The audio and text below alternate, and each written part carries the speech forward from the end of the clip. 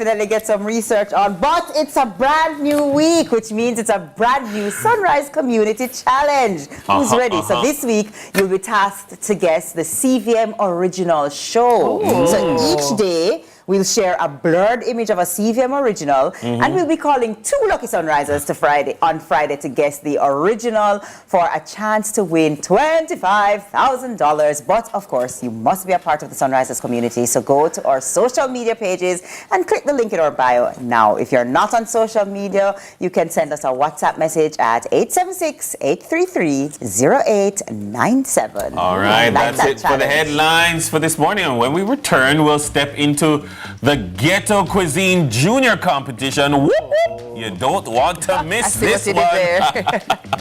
Sugar. Sugar.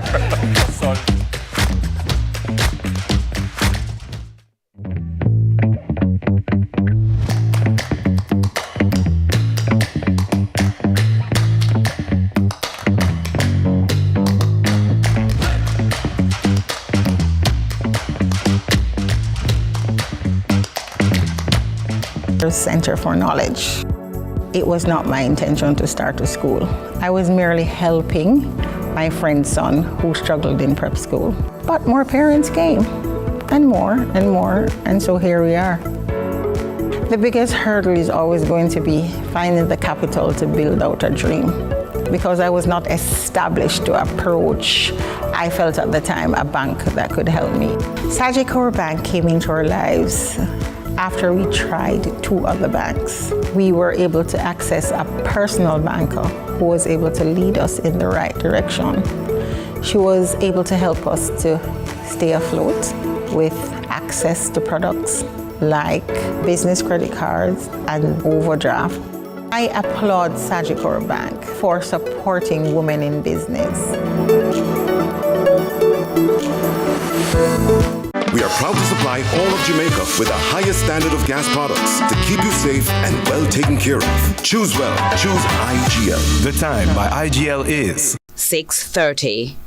Why wait? Achieve your goals and dreams today. Whatever you've been putting off, do it today with Quartz Ready Cash. Get a Quartz Ready Cash loan of up to $1.5 million to help you get started. No guarantor or collateral needed. It's quick, easy, and hassle-free with up to 36 months to repay. Visit any of our 48 locations to get your Quartz Ready Cash loan today. Quartz Ready Cash, ready when you are. Promotion ends May 31, 2024. Conditions apply. Should critical illness strike, don't let worry fill your head. Say hello to happiness and goodbye to worry with Guardian Life's new Ultimate Provider Plan. Secure your medical expenses in the event of critical illness ahead of time while benefiting from our investment portfolio and so much more. Give yourself and your family the peace of mind you deserve with Guardian Life's new Ultimate Provider Plan today and live secure. Live easy. Hi, I'm Wayne. And I'm Tami. And we are the Mitchells. You can watch Meet the Mitchells right here on CVMTV every Wednesday at 8 p.m. Yes, you guys don't want to miss it. We will be having new episodes every week, so definitely follow along with our family. Meet the Mitchell family. Good morning, good morning, good morning. You're the sugar to my tea. Meet the Mitchell family.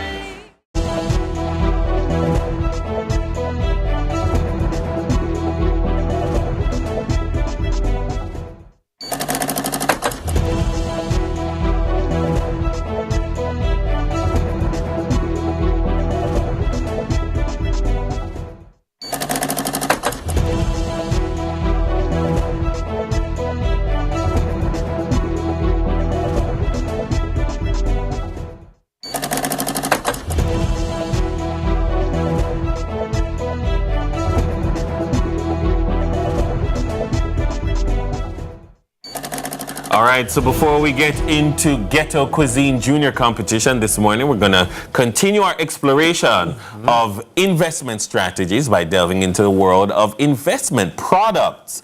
Last week, we began our journey into portfolio management, and today, our financial educator is going to join us with lessons on the diverse range of investment options available, and is going to show us how to build a robust portfolio tailored to our financial goals. So, the Reverend Dr. Bishop, listen to me this morning. Man, you're looking like the apostle of our time. Call for serious dressing. Good morning. How are you both doing? We're good. We're good. I'm glad that we are doing good this morning.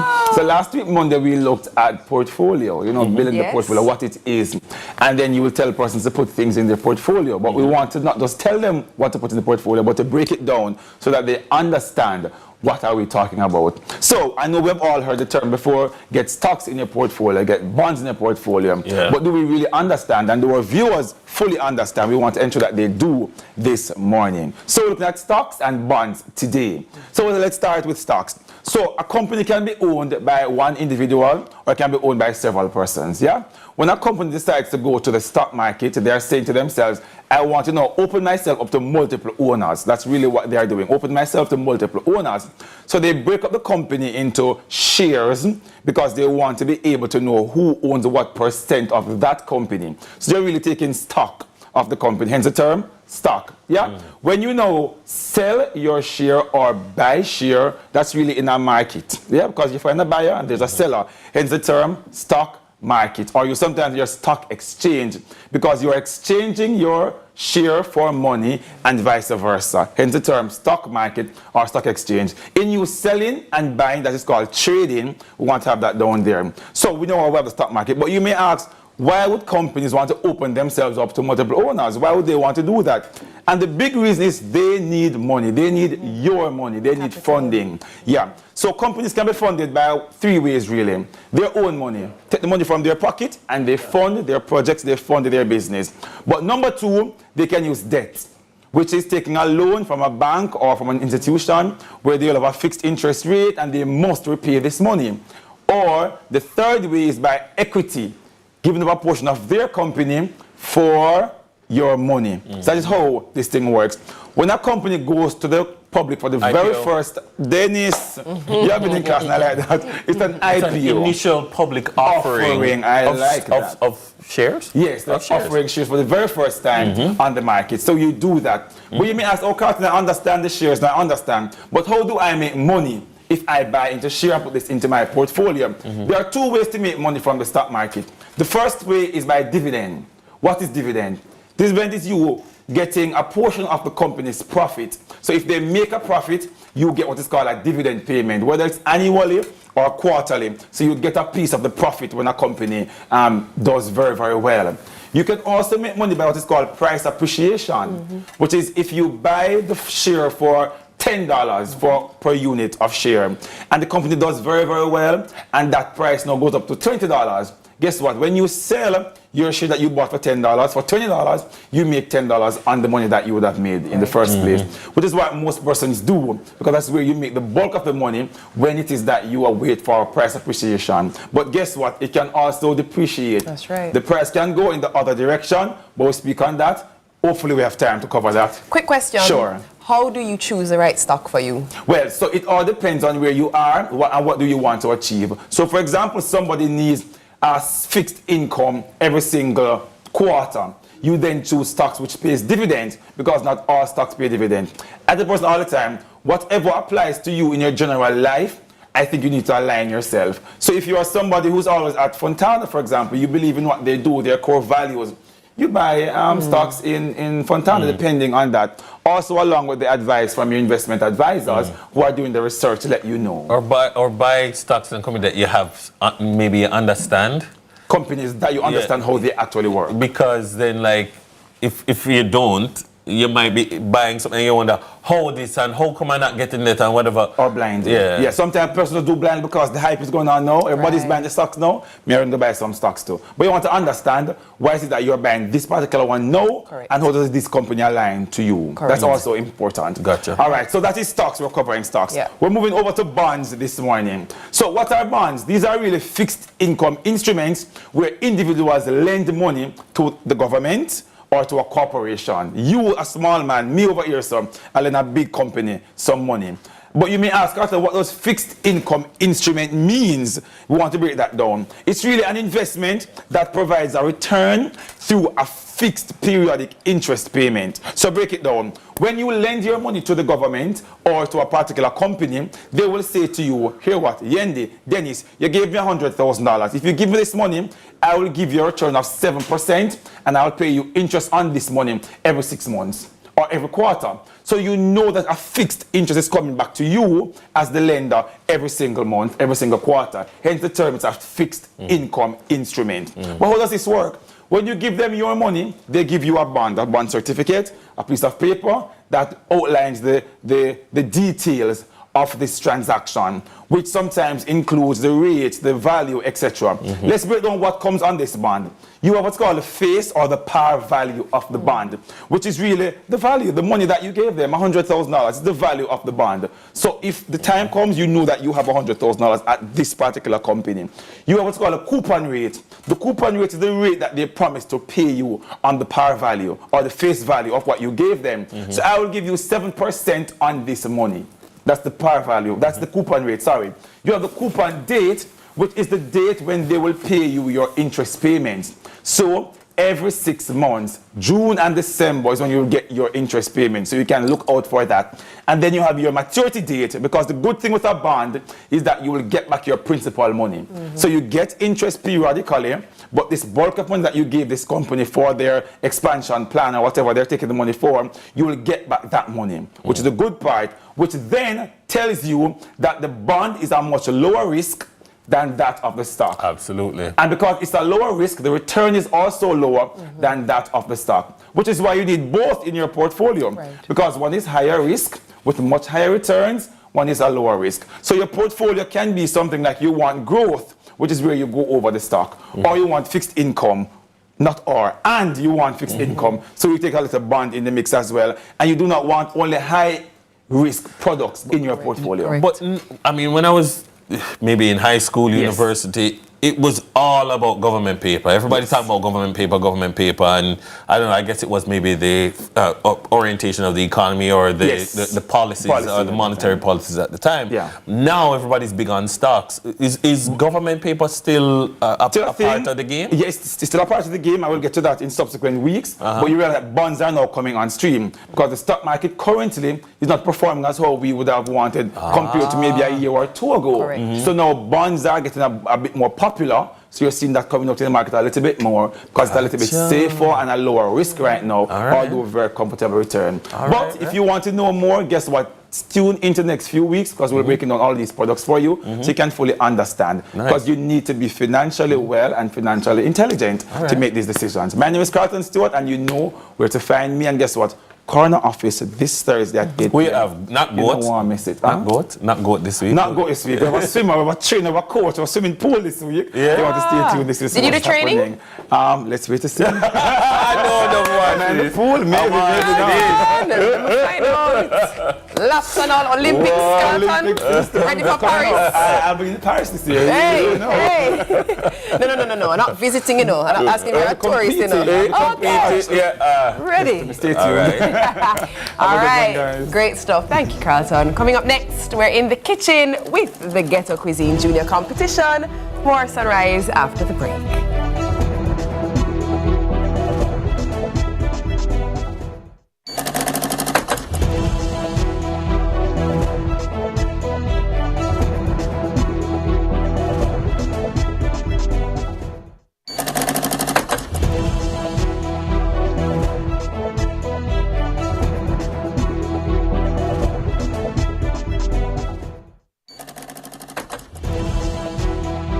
Don't let worry fill your head.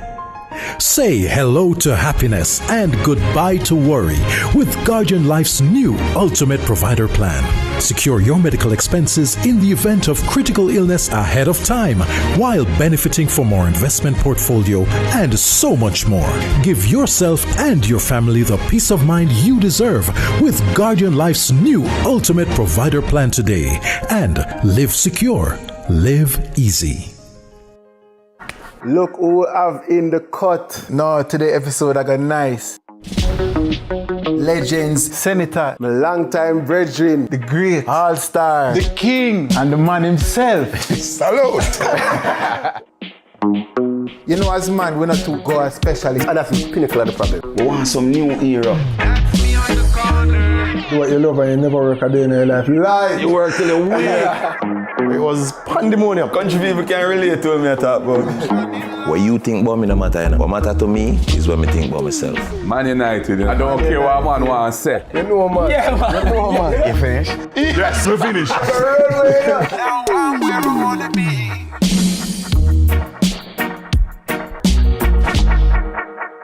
The Cut is brought to you by Flo and Guinness. Hi, I'm Celine Gordon, host of Holy Road. Hey everybody, what's up? It's your boy John Mark Wigan, host on the show Holy Road. Listen, people need to know what's happening in the churches and in ministry in all of Jamaica. It's an absolute blessing. We're really excited to share this. Tune in to CVM, see it happen. Hi, I'm Wayne. And I'm Tami. And we are the Mitchells. You can watch Meet the Mitchells right here on CVMTV every Wednesday at 8 p.m. Yes, you guys don't want to miss it. We will be having new episodes every week, so definitely follow along with our family. Meet the Mitchell family. Good morning, good morning, good morning. You're the sugar to my tea. Meet the Mitchell family.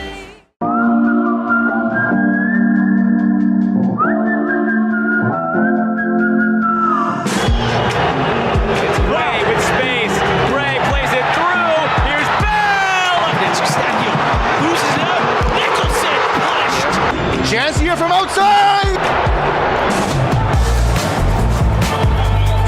Raised ball into the middle, it's a free header, and it's a goal!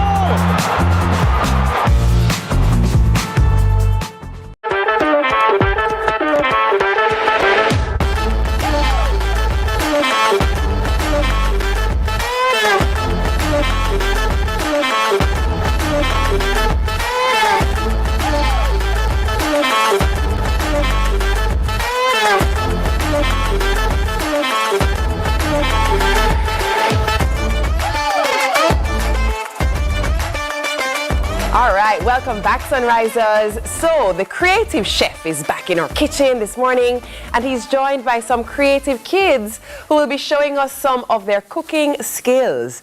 Organizer Ramesh D'Souza recently launched the Ghetto Cuisine Junior Competition, Jamaica's first children's cooking show where children from diverse communities ages 11 to 14 showcase their culinary talents for a grand prize. Now joining us for Breakfast is Served is chef and competition organizer Ramesh D'Souza and Ghetto Cuisine Junior competitors Makiba Bailey, who is 14, and Atalia Flynn, who is 11. Good morning. Good morning. How are you guys? Morning, guys. How are you? I'm fine. Good. Ramesh, I was expecting some cactus burger this morning. Hold on, I don't see no ackee pod. No blue rice. No blue rice. No blue rice or cactus burger today. All right. But Ramesh, tell us what was the idea behind this competition? All right, the Ghetto Cuisine. Mm-hmm. You know, I realize Jamaica haven't done a children cook-up, and I think it would have been really interested to kick it off. So basically, Ghetto Cuisine is Ghetto Cuisine Junior.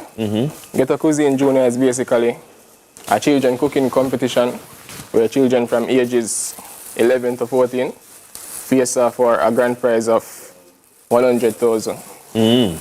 But currently, the prize gone up to 150,000. All right. Yeah. Yeah. And could you tell us a little bit about how you selected the people? What was the selection process? Yeah. So basically, I made them do a video of them cooking, showcasing their talent, and I choose from that. And I make the audience vote who's their favorite. Ah. Yeah. Okay, all right. So tell us a little bit about yourself. Where are you from? I am from the Kingston 20. Yeah. And yeah. What school do you go to? I go to Turret High School and I am currently in 10th grade. Yeah. Yeah. You do food and nutrition? Yes, I do. I do know food and nutrition. You like it? Yes. Yeah, you can cook? Yeah. You cook at home? Eh? You cook at home? You bad? You bad? Yeah, but I can bake too. Oh, all right. What about you? What about you? Tell me about yourself. Where are you from? Greater Portmore. Greater Portmore, Sunshine City. What school do you go to? Nago Ed Primary. Nago Ed Primary. You like to cook at home? What did you cook at home in the video that you sent? Dumpling with pumpkin. Dumpling, pumpkin. Eh? You can make dumpling good. You can knead up the flour good. Yeah? Yeah. Nice, with nice. Mackerel. With mackerel? Hey, my favorite. Yeah. All right. So, what about these two ladies impress you the most? All right, so I made two of them do a video in the past. I think it's episode 2, Ghetto Cuisine episode 2 on YouTube. Both these young lady, Thai. They actually Thai. And bloopers, like a coming up episode. Yeah. These young lady, Thai again. What? Yes, so that really impressed me on them, you know?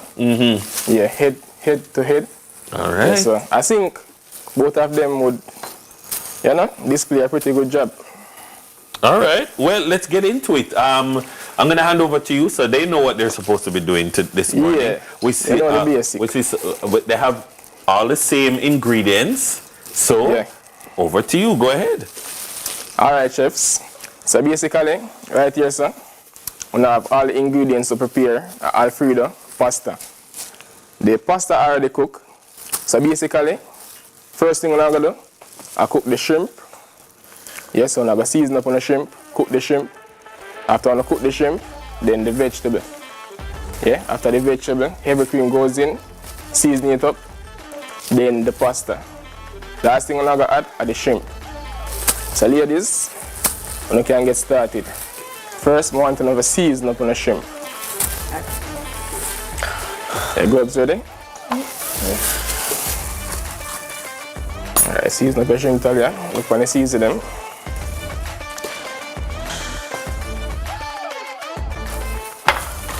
Man, just sprinkle a little season upon it. Yeah, that's it. Just rub them up.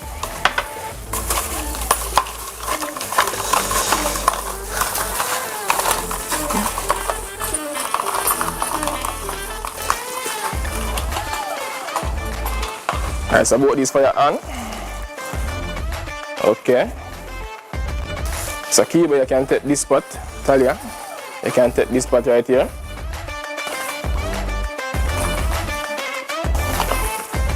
Alright, that ready. Okay, I'm throwing the iron at the pot right now. Yeah. So Talia, you can take this spot right here.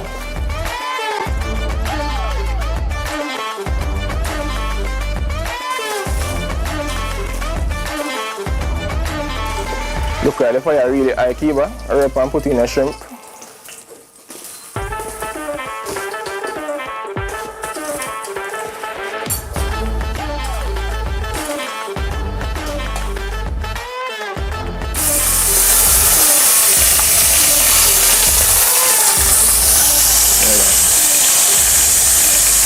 Just put them in. Put them in.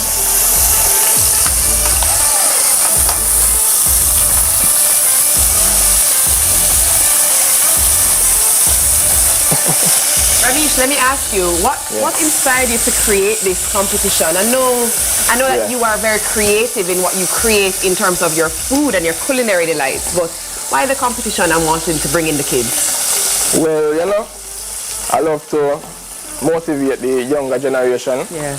You know? So this is a good initiative to teach kids to get in the kitchen more. I think I realize about, we Jamaicans, we're quick to disregard the kids. Yeah. But the kids are the future. The sooner they learn to do this, the better. I mean, this competition right now, I'm sure we have a lot of chefs in the making. Yes. And initially, these are kids. They didn't even know they have this potential. When did you realize that you had the potential? Well, I was raised in a family restaurant, Yeah. Oh. Yeah, I was raised in a family restaurant. So, I mean, cause you started young. Yeah. I mean, even in I the was video. always frying chicken. I was a chicken guy, Oh. Okay, and so, I mean, how much of your own special style and creativity have you brought into what the challenges that you're giving the kids in this competition? All right. I keep it, simple for them because most of my menu are some really bizarre food. Yes. Blue rice, banana tree. I'm sure these kids won't be able to cook banana tree and stuff like that.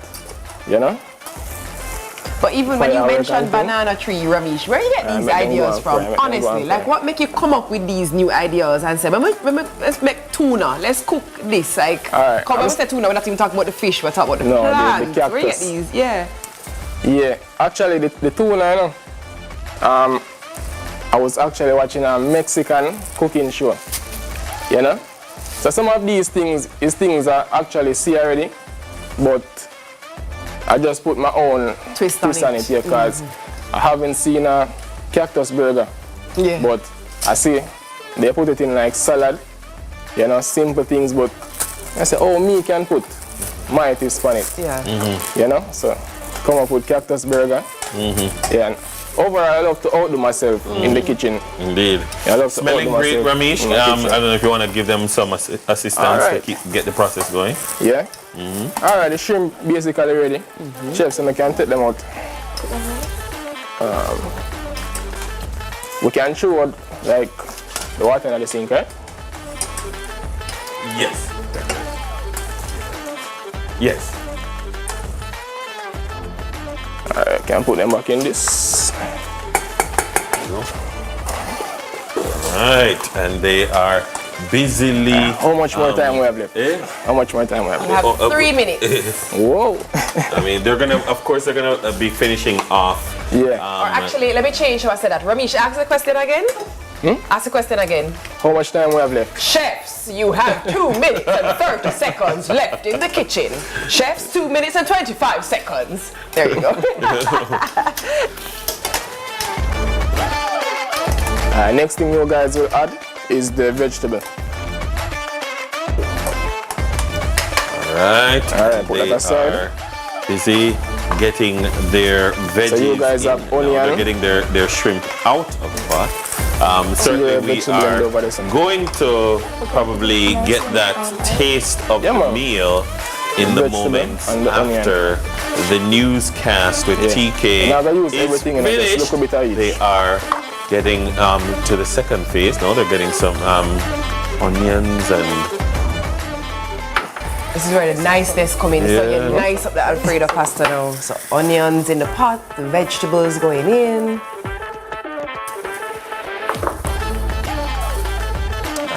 See if I keep on cutting up a tomato over there. Alright, Makiba, what you plan on doing with the tomato? Saute with and the mixed vegetables. Alright. So she's dicing up tomatoes for hers. I guess that's a twist that she's adding. Definitely. Finely dicing. All right, what we're gonna do, ladies and gentlemen, is we're going to have all of this come together during the break. TK is just heading over to the news desk, so we are definitely going to keep you posted as the final product. Yendi definitely is going to get stuck in on that, but we'll find that out when we come back. It is now time for us to take a break. for the news at 7, which is coming up in just a moment.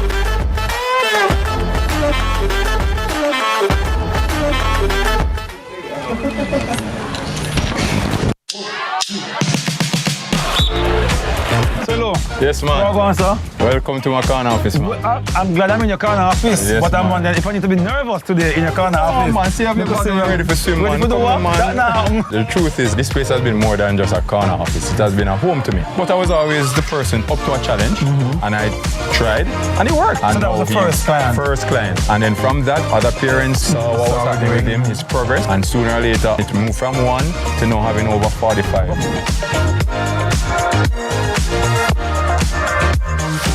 Pilot. She's a surfer, and he is an astronaut. Kids will be kids, happy and carefree. But as a parent or grandparent, you care more because you know life is not all smiles. That's why we created Child Protector, a critical illness insurance plan covering 15 critical illnesses, providing hospitalization benefits, life insurance, and investments. So make sure your child can live life to the fullest. Apply for Sagicor Child Protector today. See the thing there, Bridging. Boss, me not drive no vehicle with no white plate for carry, no passenger. Nah, man, everything Chris Bridging. The vehicle have registration, fitness, and insurance. Well, it might have all of that. But what about road license and PPV insurance? Me just want to know say my thing legit. So me not have to play no puss and dog with the law. You get what me say, boss? Operators of illegal taxis. Under Section 61 of the Road Traffic Act, if you're caught operating illegal public transport, the vehicle may be seized and upon conviction, you could be fined up to $125,000. Further, the owner of the vehicle may be charged for aiding and abetting the offense. Legalize your activities now. A message from the Transport Authority. Regulating with vision. Bollywood has never been this good. Catch Made for Each Other weekdays at 12:30 p.m. on your drama station. Brought to you by Hyundai. Conditions apply. The time by Hyundai or Hyundai 5 free payments, 3 years free insurance, or 3 years free petrol bonus is 7 o'clock.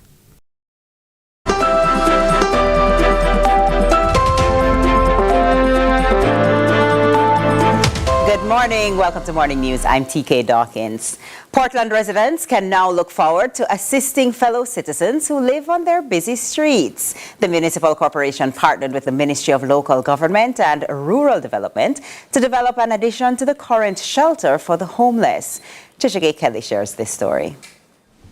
Thousands of Jamaicans live on the streets, and though their reasons are diverse in the absence of a home, the issues they face are often similar. This includes lack of food, lack of health care, and lack of safety. Recently, efforts to assist the unhoused have been gaining momentum, and over in Portland, lives are about to change with a new addition to the Portland Rehabilitation Management Homeless Shelter, increasing its capacity to offer a place of safety. Councillor for the Port Antonio Division Dexter Rowland says the shelter will bring great benefit to the parish.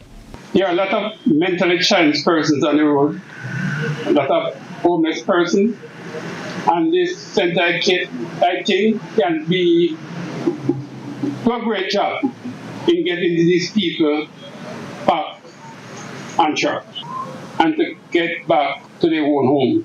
During their stay, the home will cater to their every basic need. Mayor Paul Thompson indicates that hot meals and warm water baths will be provided for every homeless person brought to the shelter. He says they must be treated with care. We continue to make a special effort to provide the services needed by our old and less fortunate persons to enable them to live their lives with the dignity and support they deserve as persons who in many instances have given valuable service to their country.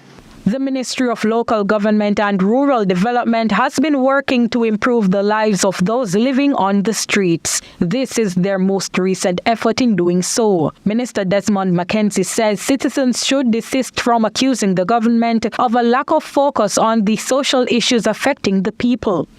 We have spent in excess of $655 million on social programs alone in the parish of Portland. That kind of money was never spent here before. Citizens and members of authority came together for the groundbreaking ceremony held on Friday, May 10. Trisha Gay Kelly, CVM News. The Ministry of Health and Wellness is now transforming the health sector through its Operation Refresh program. The Portland Health Center was the target of the most recent transformation. Minister Tufton says the goal is to establish this program all across the island. You're going to have solar panels, you have water conservation, rainwater harvesting, all of that is intended. And the new program that I announced, Operation Refresh, on Tuesday, is intended to get our health centers like this one. Except the difference, we're going to put in standardized signage. So when you're driving on the road or passing, or if you make a call or somebody drop you or look, they'll see a sign that says the name of the health center, the services that it offers, the time of openings, who may be the senior doctor or nurse at the health center, so that the health center almost becomes a personality in the community. So people kind of see it as part of their own and know that they can go to them and feel a part of it. And over in sports, track and field fans are treated to a night of action at the Jamaica Athletics Invitational held at the National Stadium on Saturday. The event included 2 world-leading times for this season. The first came in the women's 400 meters hurdles, where Jamaica's Rochelle Clayton clocked 50.72 seconds to edge American Anna Cockrell. Jamaican Cheyenne Salmon finished 3rd. Meanwhile, in the women's 100-meter hurdles, world record holder Tobia Musan of Nigeria also produced a world-leading time when she sped to 12.40 seconds. Jamaica's reigning world champion Danielle Williams was 2nd with a time of 12.46, with America's Christina Clemens finishing 3rd. In the women's 100 meters, Ivorian Marie-José Toulouse-Smith produced a brilliant performance as she clocked 10.91 seconds to win the event.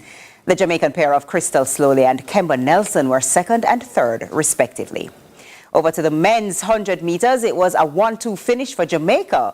Julian Ford clocked 10.02 seconds to win the event ahead of Akeem Blake, who also registered a similar time. USA's Brandon Hicklin rounded off the medal placings. Jamaica's under-20 triple jump world record holder Jaden Hibbert remains unbeaten since deciding to go pro. He followed up victory at the Bermuda Grand Prix to post a leap of 17.57 meters to win the event.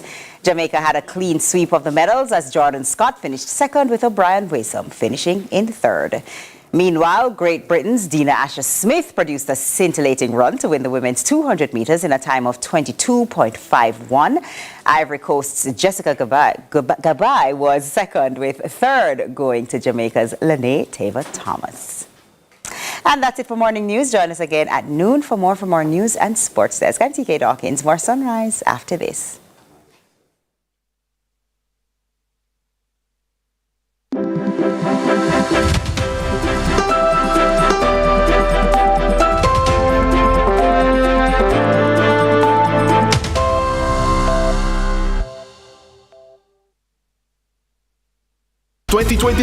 The Gospel Edition, Monday to Wednesday, May 20 to 22, at the Jamaica Pegasus Hotel with Pastor John Gray, Pastor Travis Green, Dr. Jackie Green, Todd Galbert, Phil Thomas, Minister Marion Hall, Kevin Downswell, Sherry Gardner, Rhoda Isabella, Pastor Junior Tucker, Bishop Everton Thomas, and many more. Join us for dinner, workshop, panel discussions, praise and worship, undiluted word, and concert every night. Mindset Conference. For more info, mindsetconference.org. Get your tickets now. There's a finds a way to beat the heat at Quartz. Get select AC starting at $51,299 plus free installation for select ACs. Buy select ACs and get 20% off any living, dining, and bedroom set over $99,999. Shop today and pay later on 6 to 48 months credit with Quartz Ready Finance. Beat the heat with fans and ACs only from Quartz, bringing value home. Offers good while stocks last. Them girl, they are really a bella. If you can't make sauce from scratch. Yeah, top girl. Miss Chanel Muir is in the building. With the same guy. You remember the same guy? Yes, the same guy. Yes. I'ma tell you about my new man. And you're exclusively watching Cooking with Love. You don't see me exclusive. You know, because here I am on Cooking with Love with Mr. Simpson himself. I didn't know. Being a pandemic artist. Nice. All right, bye. Yes, your new chef Chanel Muir is taking over. Bollywood has never been this good. Catch Made for Each Other weekdays at 12:30 p.m. on your drama station. Brought to you by Hi, I'm Wayne. And I'm Tami. And we are the Mitchells. You can watch Meet the Mitchells right here on CVMTV every Wednesday at 8 p.m. Yes, you guys don't want to miss it. We will be having new episodes every week, so definitely follow along with our family. Meet the Mitchell family. Good morning, good morning, good morning. You're the sugar to my tea. Meet the Mitchell family.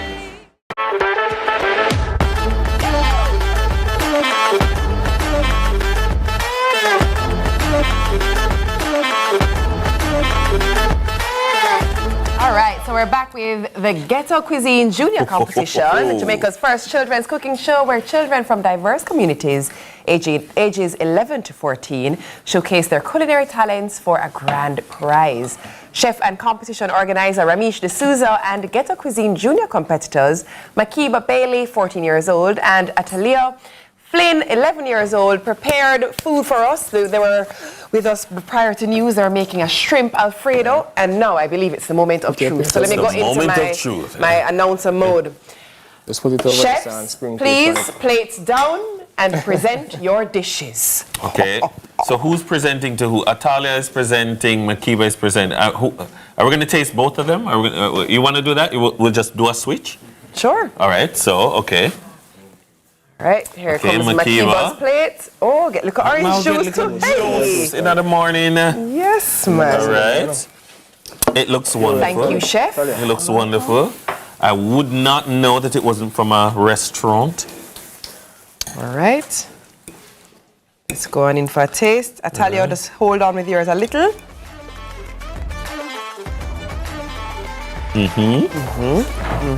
All right.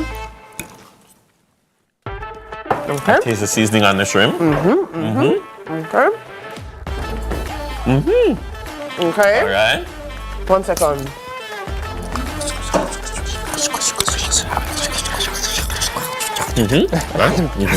Okay. Next, chef. Chef Atalia, please present your meal. Oh. Wow. Look at her. Try to impress. Bossy glass, you know. Hey. All right. Are you ready? I am ready.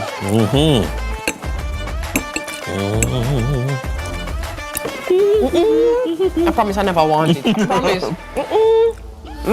Okay.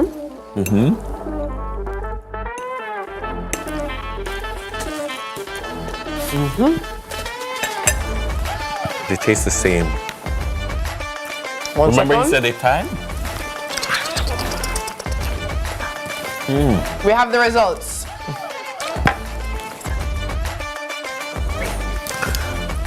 One, two, three. It's a tie. It tastes exactly. Wow. I can them see apart. why they keep going neck and neck, Ramesh, because we can't tell them apart. So, Excellent stuff. What do you guys think about the flavor profile? I quite like it. So it was the right balance of creamy. Yes. Some of the times you get a pasta and it's too heavy on the cream or it's too heavy on the cheese. It is not too salty. The shrimp is not overcooked. So it's not rubbery. Good texture. They cook the shrimp for the perfect amount of time. I like the sprinkling of parsley at the top for a good garnish. All right. And the veggies are firm as well. So I quite like it. And it was a good touch to make sure the pasta was al dente. And I see one of the judges still eating. You can't stop eating. Oh, it's good. It's good. Well done, ladies. Well Your done. parents would be proud. Congratulations. I am proud of you. So tomorrow, same time, same place. What you cooking for me? What's my breakfast, girls? Excellent stuff. Ramesh, continue doing what you're doing. Continue to encourage the youth, bring them into the business of food and let them understand that this is another avenue and a channel for a proper career opportunity. Good stuff. Come on, Best up. Thank you. Best up. All right.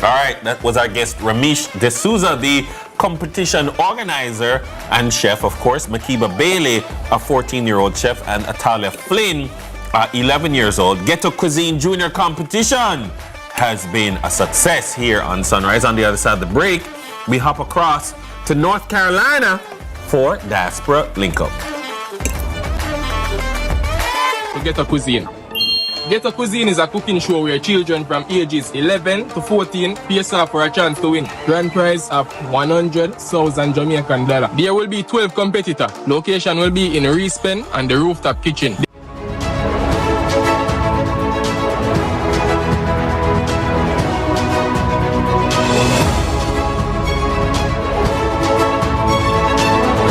Got to be fast, we don't do because I get the fun result.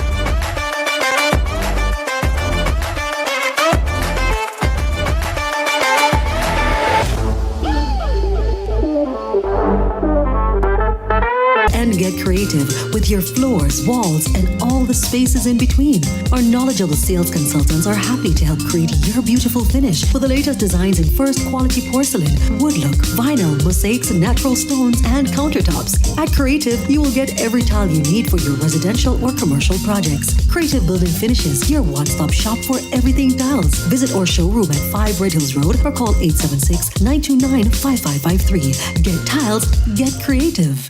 Let's begin. How are we feeling today? I'm not sure, Doc. Are you not sure? No, Doc, I don't feel safe right now, Doc. No, it's fine. I just remember I have to go to Scotiabank to transfer some money to my wife. Oh, you don't have to go to the bank. You don't know my wife. Have to go to the bank. Right, you can do it right here with Scotia Online. Transfer, make payments, anything straight to our oldest. Try it out. It's easy with you. Use Scotia Online or download the Scotia app today. Protecting Jamaica's borders is a key priority for the Jamaica Customs Agency. The JCA will remain vigilant and resolute in effectively fulfilling this mandate. The time brought to you by the Jamaica Customs Agency is 7:15 a.m.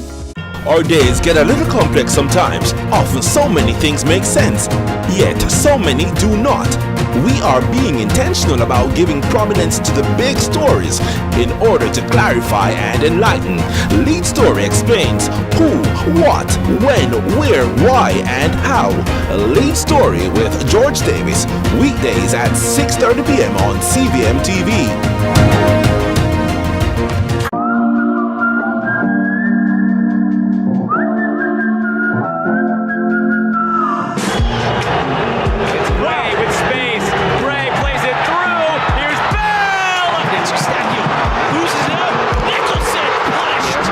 Chance here from outside!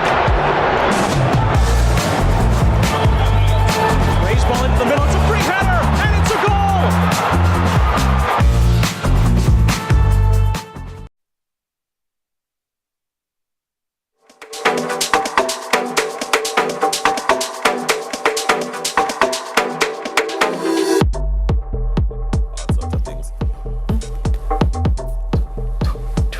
All right, welcome back to Sunrise. Now that our bellies are full, indeed, it's time to travel. In Diaspora Linkup this morning, we have the honor of speaking with Dr. Damian Blake, an associate professor renowned for his expertise in political science and policy studies.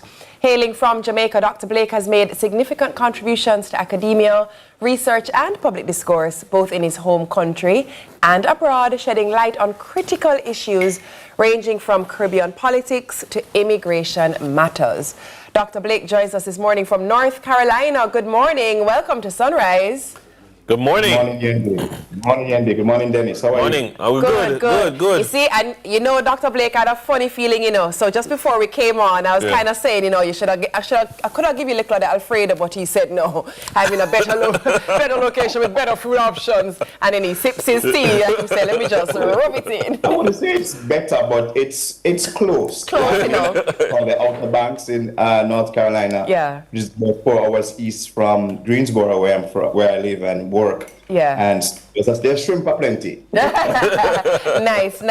You told us where you are now. Walk us through the journey of how you ended up there from Jamaica and doing your PhD at Virginia Tech. All right, so, well, the journey starts, bringing back to grade 1. Should I start from grade 1 as Spanish done primary? Sure. I'll be quick. Yeah, so, you know, my journey starts there. I went to public schools in Jamaica.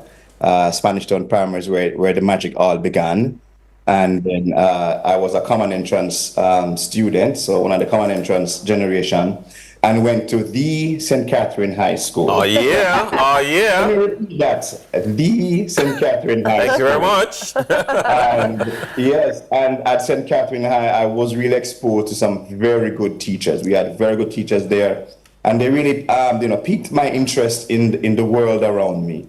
And by the time I got to sixth form, with the likes of people like Dennis Brooks, who was right there, we were really grappling with global issues, political issues. And I think in the sixth form book, if I remember well, I wanted to be a professor and a politician. Well, we saw how that one turned out. I've decided to step away from the politician side and to perhaps study and observe the politics, as it were. So from St. Catherine High, I went to UWI and did an undergraduate in history and political science minor. And it was at UWI where I fell in love with politics. I fell in love with governments and how governments work. And then I did a master's at UWI and worked at UWI actually for, I'd say, 5 years while teaching at the Queen's School. So I was a teacher at one point in time, believe it or not, teaching history at the Queen's School. And then, I think about 2008, I got a full scholarship to go to Virginia Polytechnic State and University to do my PhD in political science. So that's kind of the fast track of how I got to Virginia Tech in 2008. But one of the things I find interesting about your work since then is that you ventured into having a laser focus on violence and particularly gangs and the way gangs are structured. Your book is focused on that. What got you into the study of gangs and gang violence? Well, Dennis, it's a very interesting question, and I'm glad you asked that question. Before 2010, of course, growing up in Jamaica, I would hear about violence, that kind of thing. I never really understood it. And it was the events of 2010, if Jamaicans remember, with the whole Tivoli incursion. I was like, what is going on here? I saw people out with their placards, and being a Jamaican, yes, I would hear about violence, I'd hear about gangs, I'd hear about bad men and those things, but never really understood how it worked. And so that, kind of clicked in my head, and I began to dig a little bit further. And, from that kind of curiosity about what is this thing that is at the underbelly of my country that I lived in for so many years and never really understood about it.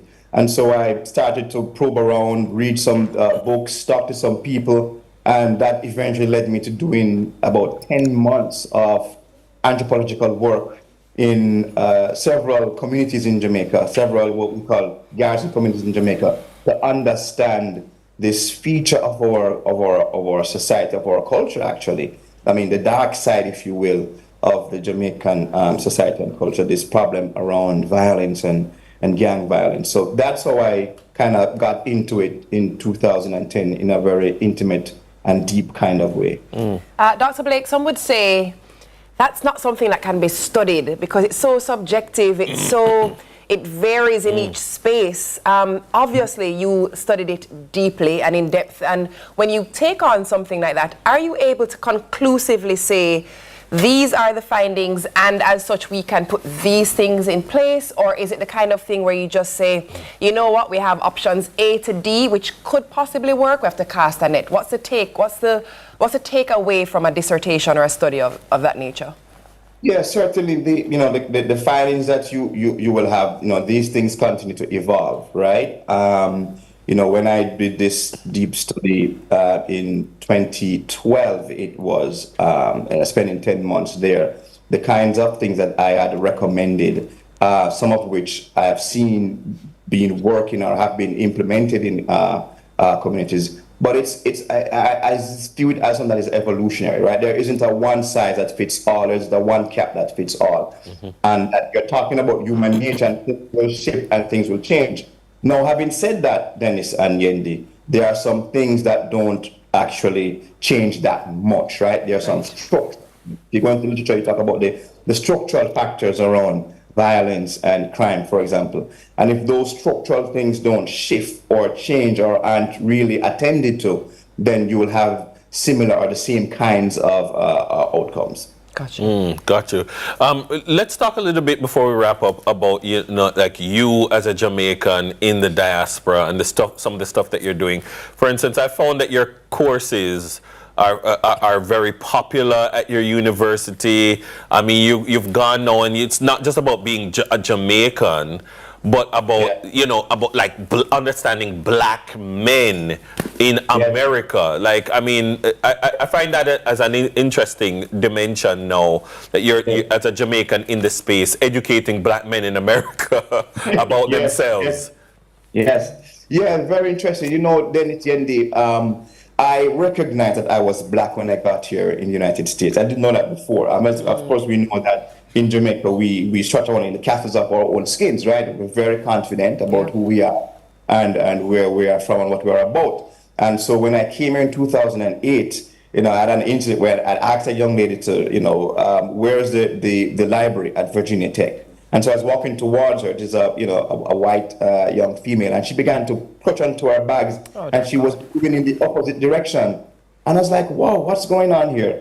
And instinctively, I pulled up my ID card to say, "I'm a student here at Virginia Tech. I just need to know where the library is." And so from then, I said, I need to understand what is this thing. And so along with my research in violence, I also took on this juggernaut about race relations and the black body in the United States. And so yes, at Elon, I developed a course called The Black Man in America. That course was, the university made a call when you had the various incidents around police excessive use of force, and understand more about why is that happens. And so I said, okay, me. And I developed the course, and students, they flock to that course, and it's really a discovery. And as a Jamaican, one of the things that Jamaicans bring into spaces like the United States and the UK is that we don't have the same kinds of sensibilities. Right. We don't have the kinds of blinders around race and identity that other blacks or what they call African Americans, which is a word I really don't quite understand why it's African Americans in this country. And so because we don't have those kinds of sensibilities and blinders, we engage the conversation in different kinds of ways, and in ways that are developmental rather than others. Definitely. Great talking with you, Dr. Blake. Yes. Always a pleasure. All right. Thank you so much. Take care. Brilliant stuff. That was Dr. Damian Blake, Associate Professor of Political Science and Policy Studies at Elon University. Coming up after the break, it's Law and Order JA. We'll be right back.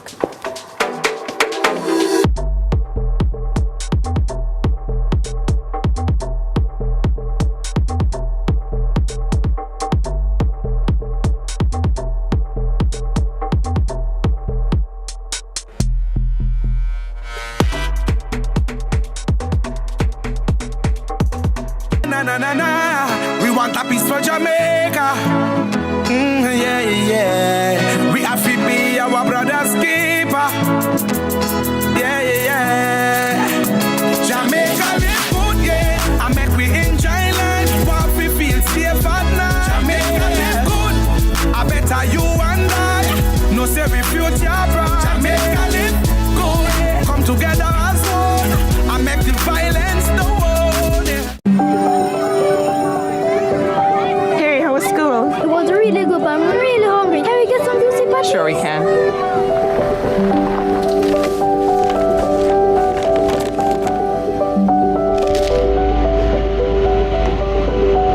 I never see a boil up patty like you.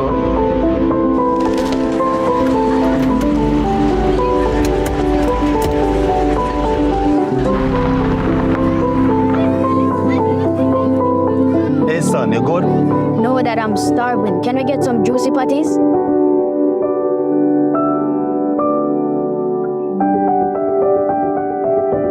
Celebrating moms everywhere.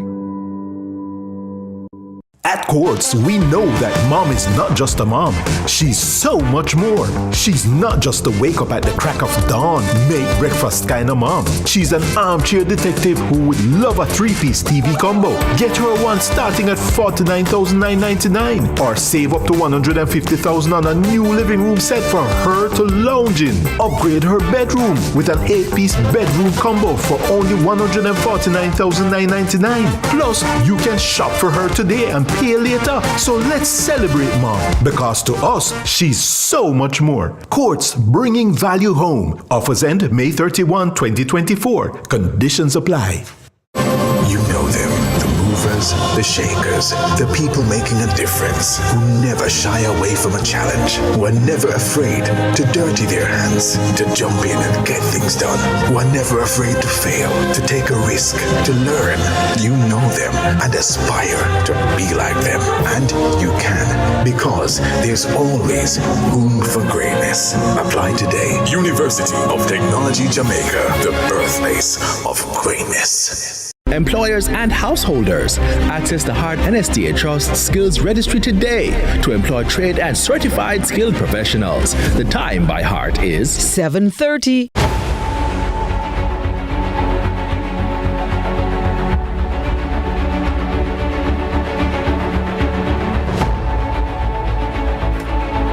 All right, welcome back to Sunrise. It's now time for Law and Order JA. So joining us this morning to give us counsel is partner at Duncox Attorneys at Law, Jonathan Morgan. Good morning.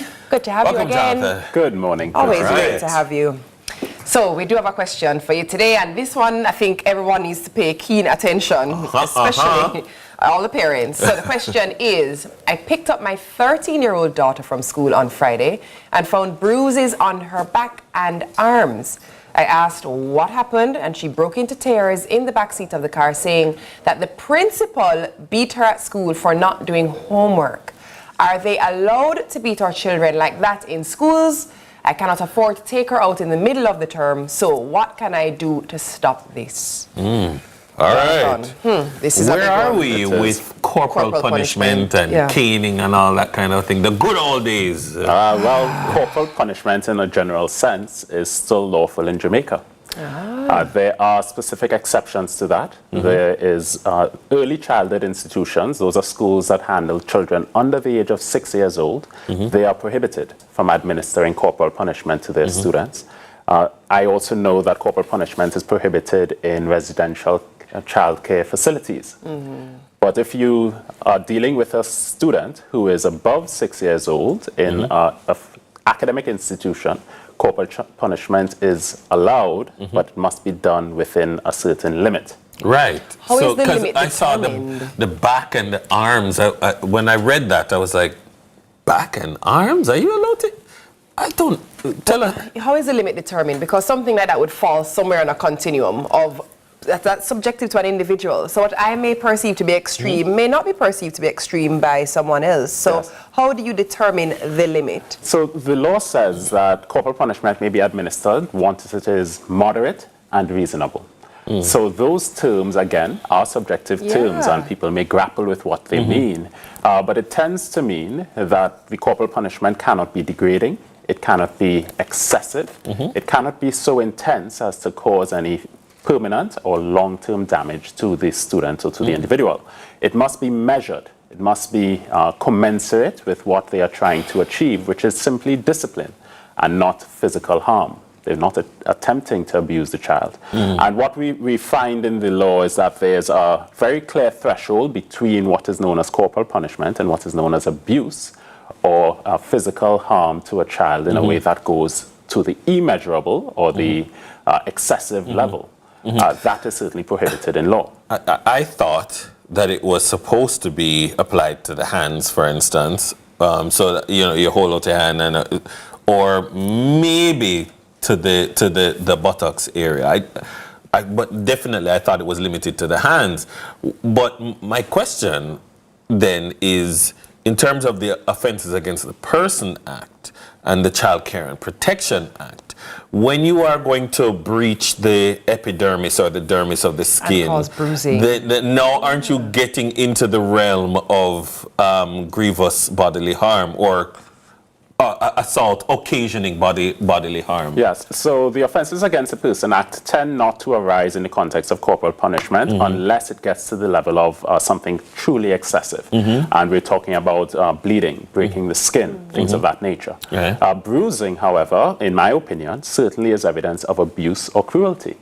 So if the corporal punishment leads to the infliction of black and blue marks and bruising on the back and the arms, as our Sunriser mentioned, I certainly think it escalates under the Child Care and Protection Act to the level of abuse and cruelty, which is strictly prohibited. And it doesn't matter if that is done at the academic institution, or if it's done at the home, or if it's done outside in public.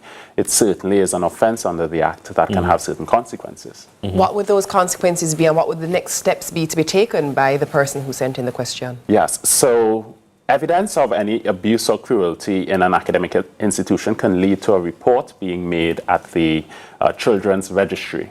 This is a registry that's maintained by the Child Protection and Family Services Agency. The agency's corporate office coincidentally happens to be located at my firm's building at 48 Duke Street, Kingston. And the registry is off of Halfway Tree Road in Kingston 10.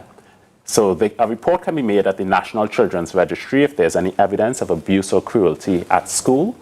And the consequences, if that report is established and the authorities investigate and find that it is in fact correct, the consequences is that the person who inflicted that harm could be required to pay a fine or could be imprisoned for a certain period of time. And I can say the consequence, of course, since it is penal in that nature, since it could lead to imprisonment, should be enough to deter this type of thing from recurring. The question then is the recourse that parents have. What would you advise a parent as their course of action? Do they go straight to legal counsel and then bring legal counsel to the school? Do they go straight to legal counsel, bring legal counsel to the ministry? I mean, So a parent who is not in agreement with the corporal punishment being administered by the school has to investigate whether it reaches the level of abuse or whether it is simply within the bounds of permitted corporal punishment. So if it is moderate and reasonable, it is within the school's legal entitlement to administer it. The law even says teachers have the right to instill discipline once it is moderate and reasonable. In that instance, the parent simply has to decide whether this is the right institution or not, based on their personal preference and their desires for their child. If they decide that it is not, transitioning the student to another school may be necessary, or speaking to the teachers and requesting that they refrain from administering corporal punishment may be necessary. On the other hand, if it amounts to the level of abuse and cruelty, they can go directly to the Child Protection and Family Services Agency to make that report. They can go into the registry and make the report in writing, setting out the details of what they think is abuse and cruelty to the child. I'm sorry, you bruise my child, we're gonna have words. No, because bruising suggests, as you said, it's because the skin is not broken and there's not a bleed above skin, but bruising suggests that there is a bleed below the epidermis, which means that there is a bleed. I don't care what you want, I don't care if the blood don't come out. It's gonna be a problem. You're a father. I am. Your child come home with a bruise. Oh, you're going to be like, that seems moderate to me. Well, no. Well, the starting point that I hope I made clear earlier was that abusing, in my opinion, reflects abuse. Right. And it is not simply moderate and reasonable corporal punishment. Right. Yeah. So if there is any infliction of something that's serious, the teachers are going beyond what is legally permitted. Exactly. I just find that, again, I just assumed, I mean, coming from having been in the classroom, that the location is also an important factor. So when I was a child, we were allowed to be spanked, and it was in your hands with a ruler. I mean, or a belt. because for argument's sake, again, location. Imagine being struck on your hand and it hurt. Now imagine your child come home and tell you the teacher boxed me in my face, but it never hurt. Hold on, no, there was no bruising, there was no whatever. It just and it was nothing much.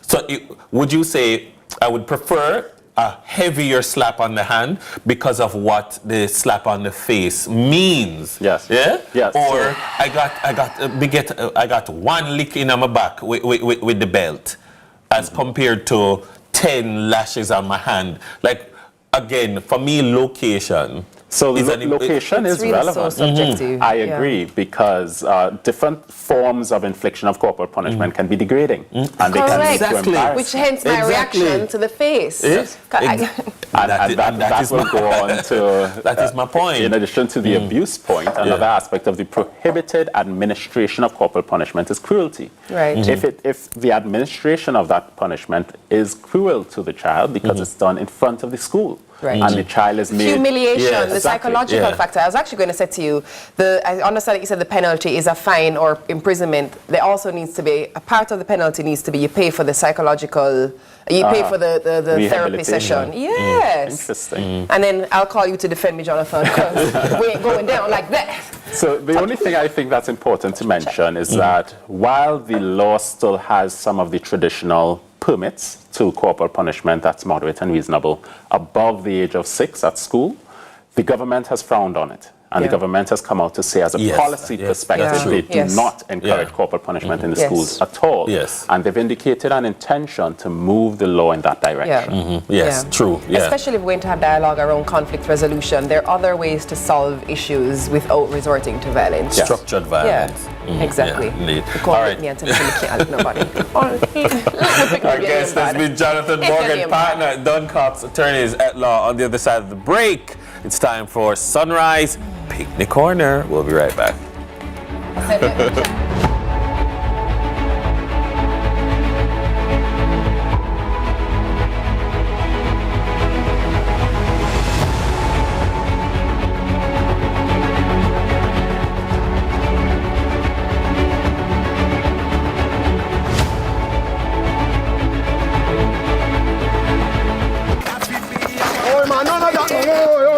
No, brother, no. You see you ever play ref? No, the game no play. Look a ball game. No, I said, place when you come from, brother, I want to live good, man. I want to live good, brethren. No shake hand, I can play like a ball, brethren. Really have to shake hand? Yeah, man, and no badness, brethren. Just live good, man.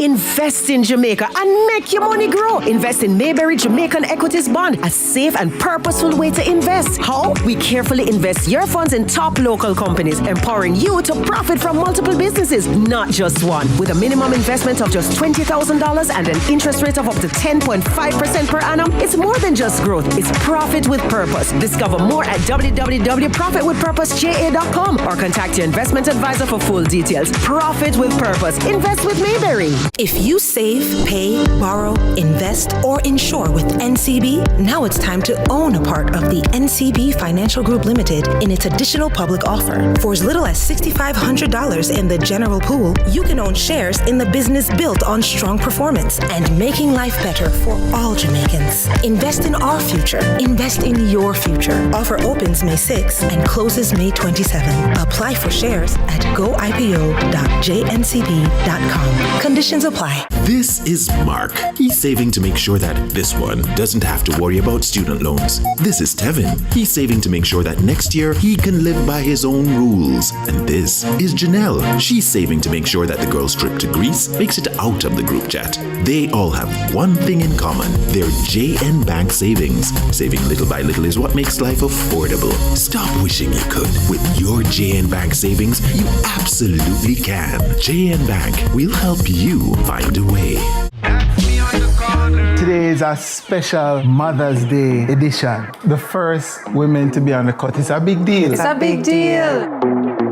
I love the way you have to pretend like you don't know. He's like, oh, okay. I have a daughter now who likes to watch it. She calls me Tessanchin, not mommy. Okay. That's Tessanchin. Yeah. You know, we aren't okay. This stuff isn't real. And this is real. They need Trigger. You go upset me. This is my show and you will not drop what from it. I could say things I couldn't necessarily. Yeah, like, take your time down the line to let me know. You're the nice wife. Yeah. Hello. When I've done something, I've done it, and I don't necessarily want to do it again. She's built that Except house. for me. Over and over. Over and over again. The Cut is brought to you by Flo and Guinness.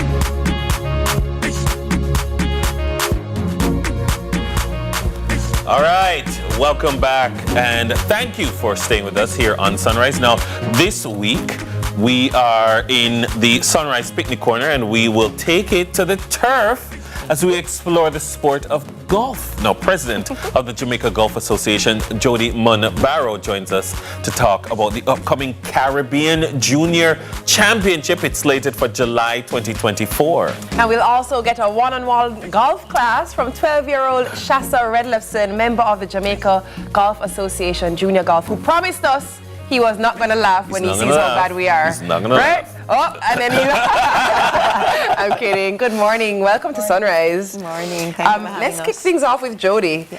Golf in Jamaica, how prevalent is this? How popular is it? How popular is it? Yeah. It's actually starting to be popular again. When I was a junior, it was huge. It was tournaments with 150 people every 2 weeks. But we've seen a decline the last few years. But since COVID and people having to be in shuttered places, I think the desire to be out on the greens kind of has sparked some interest. So we're seeing a little bit of an increase. And this is the perfect socially distanced sport, isn't it? Perfectly socially distanced sport. And so what are we seeing now? For instance, on a Saturday at Constant Spring, for instance, you see the people coming out, you see children coming out as well and having fun. I mean, how excited are you about now this resurgence of golf? Very excited, you know, especially trying to get the junior program going up and thriving again. We're very happy to see a lot more juniors coming out. We're also seeing a lot of youngsters, you know, I should say young adults coming out, trying out the game, which is good for us as well, because you find they will also bring their children. Right. Yendi, hint, hint. I was going to say, I was waiting to see where you were going with it. It's in the category of yes, hint, hint. Yeah. Shasa, how long have you been playing golf? I would say from I was 7, so 5 years, something like that. And did you enjoy it genuinely? And would you have to be forced to get up and do it, or were you just like, no, I actually like this thing? I wasn't forced. I got up and I was ready to play tournaments and I was excited. Nice. And then how did you even realize that you were good at it? I shot good scores and I enjoyed it, and I placed well in tournaments that I played. Okay. What's better, your long game or your short game? My short game. Oh, so you're the putter. Yeah. Oh, man. Which means that you're going to show me up right here, because this is putting, isn't it? Yes. All right. So you're going to give us a demonstration? You need balls? You need balls? Oh, you need... Okay. I have balls in my bag. Excuse us. All right. Well, while Jody gets the balls, give me some tips in terms of my stance. Yeah. So in like, terms of... like shoulder width apart, and then you kind of put... Are you right-handed? I am right-handed. Okay, so you put your left hand on top and your right hand on the bottom. All right. And then you basically move your upper body And so So you would have to go on that side, you'd position yourself on that side because you are also I'm right-handed, yes. So if you're on this side, I'd be because you'd be left-handed, left-handed. yeah. So maybe Okay. we can get our camera to just pull around to this side because he is right-handed, and if we try to make him do a left-hand putt now, he's not gonna make it. You want to go closer? I could, Since it's kind of yeah. bulky? So basically, you left hand on top, right hand on the bottom, kind of shoulder width apart, like the club and the ball in the middle. Okay. And then basically you move your upper body and not really your hands. Okay. And Oh, like that. wicked! Well done. I would All right, miss I'm from gonna- that I'm gonna close. Go try. ahead. Do you want to use your putter or? Is that too short? Yeah, you could. Definitely gonna be too short. Mine will still be too short for So you. Jody, tell us about Yes. the championship that's coming up.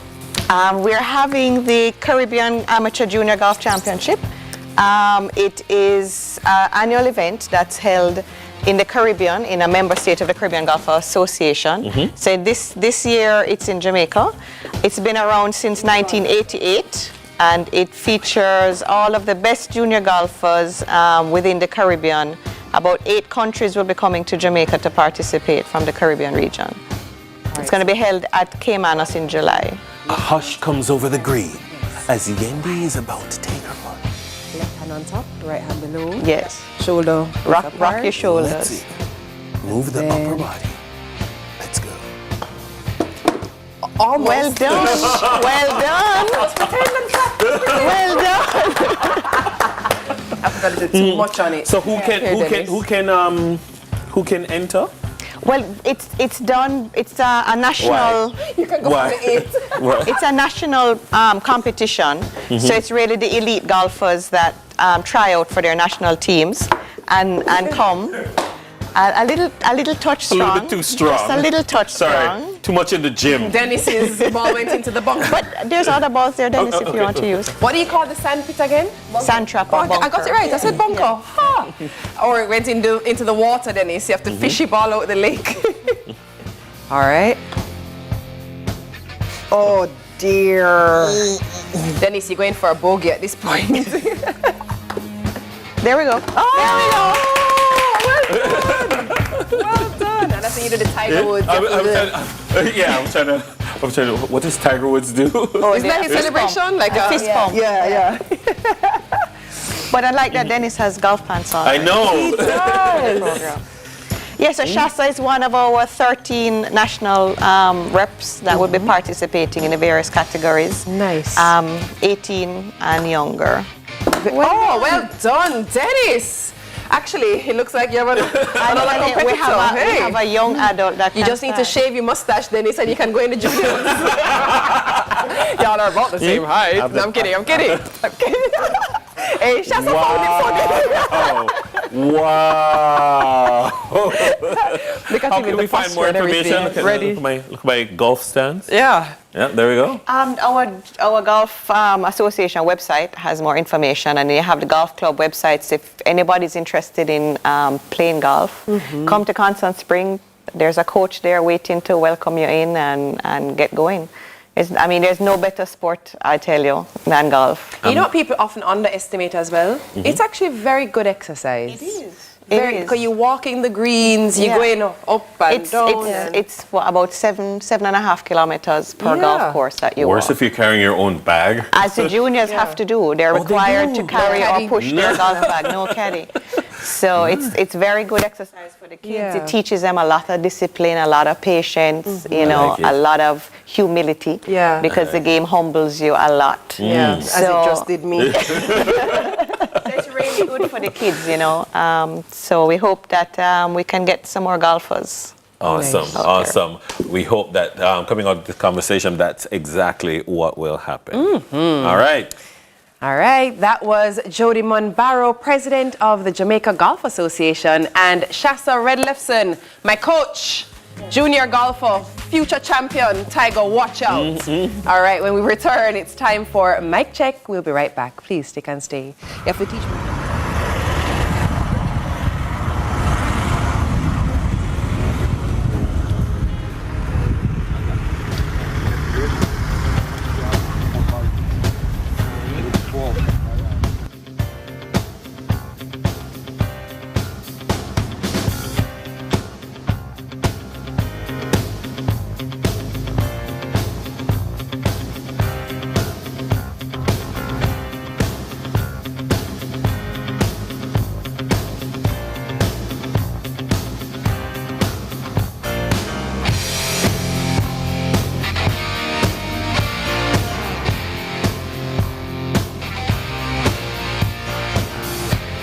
cold. Check that place you mold. Weird spots on wall and the place smell bold. Check that place you mold. It affects the young, it affects the old. Check that place you mold. Call Hygiene Lee and make we roll. Check that place you mold. Get your mold inspection done today. Call us today to inquire at 876-630-2572. Hygiene. It's simple. We clean to the core. Mindset Conference 2024, the Gospel Edition, Monday to Wednesday, May 20 to 22, at the Jamaica Pegasus Hotel with Pastor John Gray, Pastor Travis Green, Dr. Jackie Green, Todd Galbert, Phil Thomas, Minister Marion Hall, Kevin Downswell, Sharon Gardner, Rhoda Isabella, Pastor Junior Tucker, Bishop Everton Thomas, and many more. Join us for dinner, workshop, panel discussions, praise and worship, undiluted word, and concert every night. Mindset Conference. For more info, mindsetconference.org. Get your tickets now.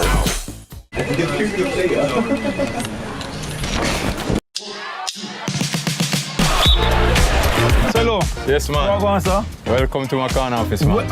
I'm glad I'm in your corner office, Yes, but I'm man. wondering if I need to be nervous today in your corner office. Oh, man, see, I've been ready for swim, Ready man. for the Come what? on, man. The truth is, this place has been more than just a corner office. It has been a home to me. But I was always the person up to a challenge, and I tried, and it worked. And So that was now the first client? First client. And then from that, other parents saw what was happening with him, his progress, and sooner or later, it moved from 1 to now having over 45.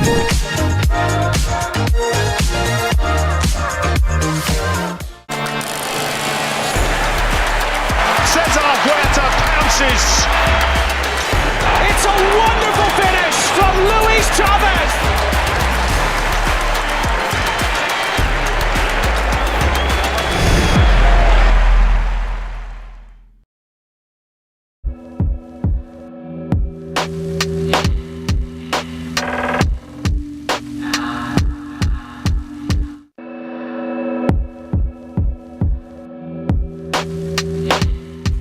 All right, mic check 1, 2, 3. So the premiere of Mother's Day edition of The Cut happens tonight at 8 p.m. And you know we had to give you a sneak peek because, you know, come on.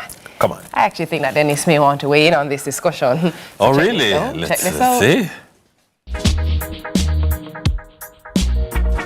Let me ask you something. You think that women are more wired, more suited for certain roles in the household as opposed I to think men? women do what they need to do. You're upset me. No, but meaning that I think it has been proven that women have to step up to the plate no matter what the role is, and that is because there's so many single moms who have had to be mom, provider, and moms, if I'm being completely honest, who are not single mothers. You have to do what you have to do, and whether or not you are suited to the role, who cares? Yeah. It has to get done, you know? So we may not always do it to the what society may think is to the best of our ability, but even a simple thing as we're career women.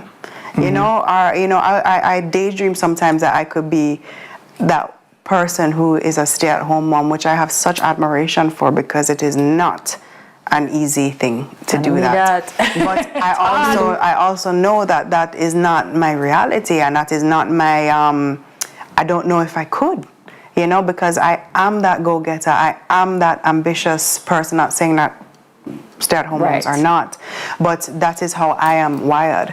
So it is, I think you're thinking like you're going back to hunter-gatherer, and you're thinking about, you know, the role of women as it pertains to, like, you know, years and years and years gone by, and we women will hunt always. if not hunt. Well, women did hunting Yes, too. ma'am. Yeah, no, I'm just saying, generally speaking, there will be exceptions to every Absolutely. rule. But And I think we are very good at multitasking. I think we're very good at taking a lot on our plate. I think we are very good at these things, but I also think we have been reared this way. I think we've been raised to shoulder that load. And I think part of our, you know, story as women has always been to almost make it easier for everybody else but ourselves. And I think we've made, you know, a really broad rod for our own backs in a sense, because, you know, we do want to do everything. And I find that, our generation of mothers now are finding themselves in a lot of burnout, in a lot of guilt, a lot of rage. Hold on. Listen, this is my show, and you will not come on this show and drop word for me.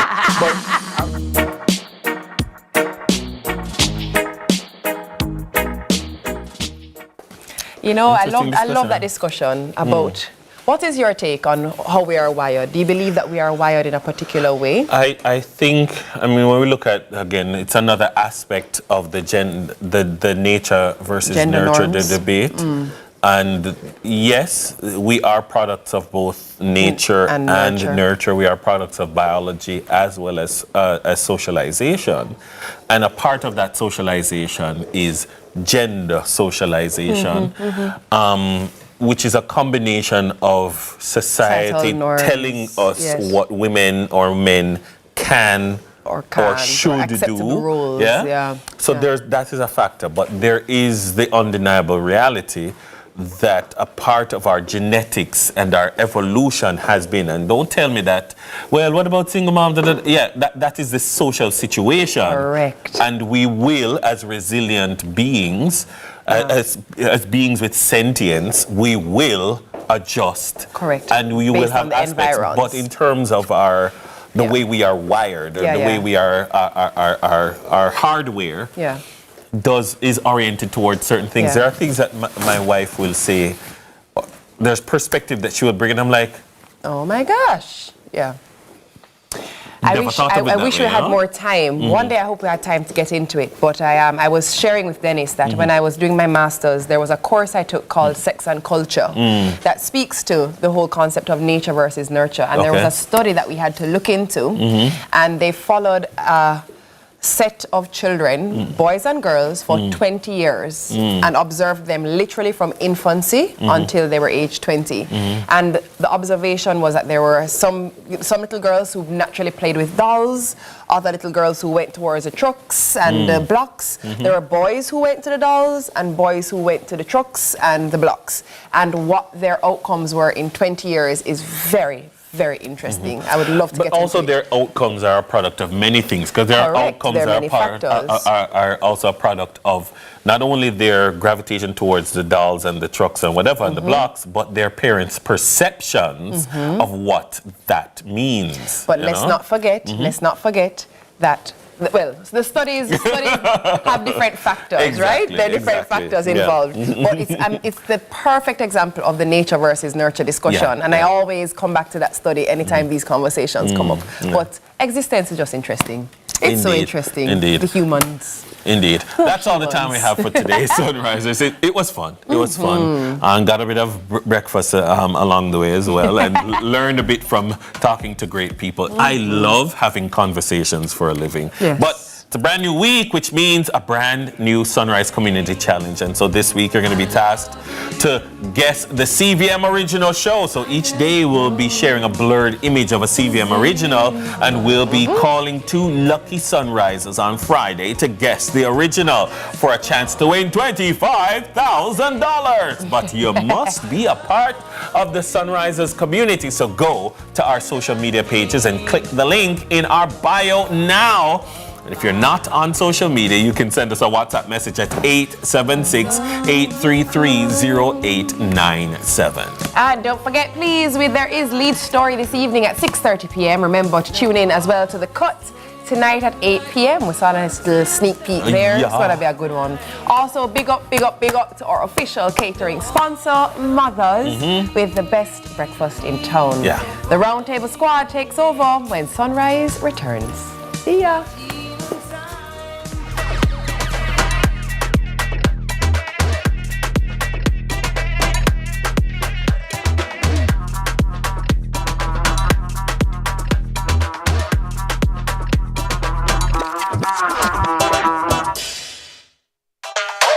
To connect. Hawkeye, securing what matters most. Time by Hawkeye is 8 a.m.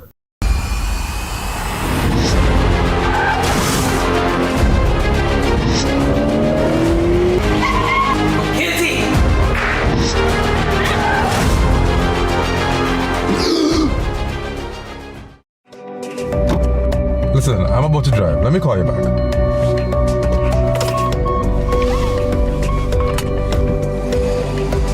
Road safety begins with you. A message from the Road Safety Unit in the Island Traffic Authority.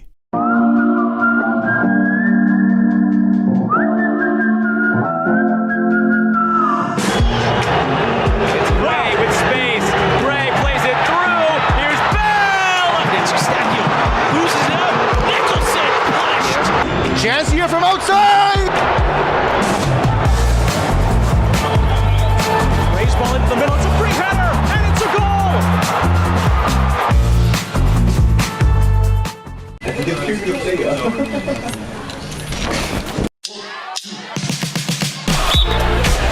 Hello. Yes, man. How are you going, sir? Welcome to my corner office, man. I'm glad I'm in your corner office, Yes, but I'm man. wondering if I need to be nervous today in your corner office. Man, see if you're ready for swim, Ready man. for the Come what? on, man. That now. The truth is, this place has been more than just a corner office. It has been a home to me. But I was always the person up to a challenge, and I tried, and it worked. So And that was now the first he's client? First client. And then from that, other parents saw what was happening with him, his progress, and sooner or later, it moved from 1 to now having over 45.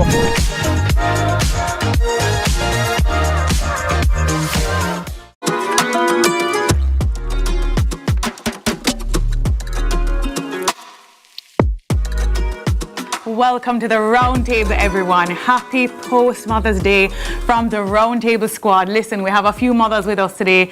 Happy post-Mother's Day. Thank you. Happy Mother's Day. So I am joined today by my beautiful co-host, Giano. Hi. How lovely. And our special guest, she's very special to me this morning, Lezan Azan, HR consultant at Boss Furniture and lead pastor at Zeal Church. Welcome to the Round Table. Thank you. Yeah. So happy to be here. Okay. How has it been? How was your Mother's Day? Was it everything you thought it would have been and more? Yeah, I had a great Mother's Day. A great Mother's Day. You know, like some people like to go out and stuff. Yeah. But my Johnny, he cooks. Oh my gosh. And her Johnny is her husband, you know, my Johnny. Yeah. Yes. He cooks and he made like a smoked salmon. My favorite thing that he makes is a smoked salmon grilled cheese, and he made that for breakfast. But then he kept it coming with a breakfast burrito. Like, it was just, yeah, I was spoiled. And then I wanted a place in my house like cleaned up for Mother's Day. That Just was one my place. gift. That was just your one ask. Because it's just been driving me nuts. Do you know that he did it by himself? Like he didn't need my input or anything. I was like, oh my God, this is the best Mother's Day ever. You can tell we're of a certain age when this is what delights us. Like a space in my home is clean. How was your Mother's Day, Lizanne? It was very good. Omar and Jace, they made breakfast for me. No. And then you know that we spoke, we had a panel at church Sunday evening. Yes. So most of the day was spent like preparing for the panel and then we went out for dinner in the evening. Very cool. Went to church in the evening. So we're made to feel special. That's awesome. All right. So we're going to jump into things. Let's go and check out what's going on our social buzz.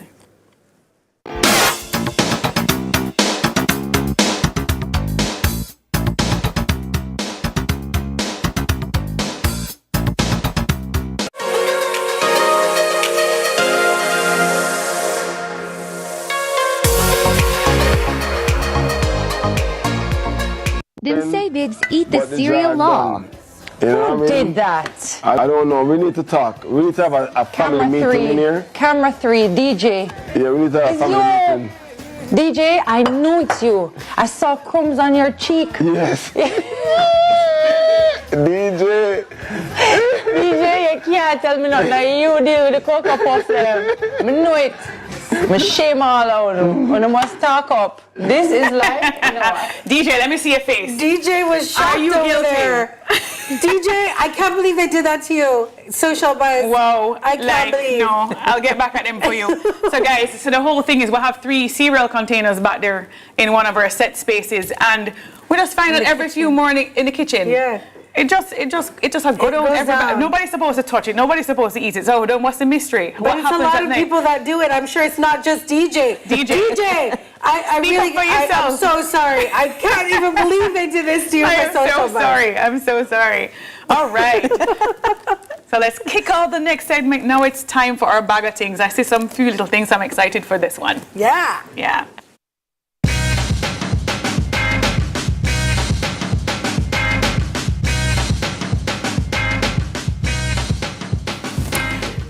I'm the one with the things all the time. So my bag of things today is handmade cards from Lyric. My son is 2. And I must tell you, like, obviously he gets help because he goes to this school that has, you know, a lot of aunties and they love him and he loves them, so I love it.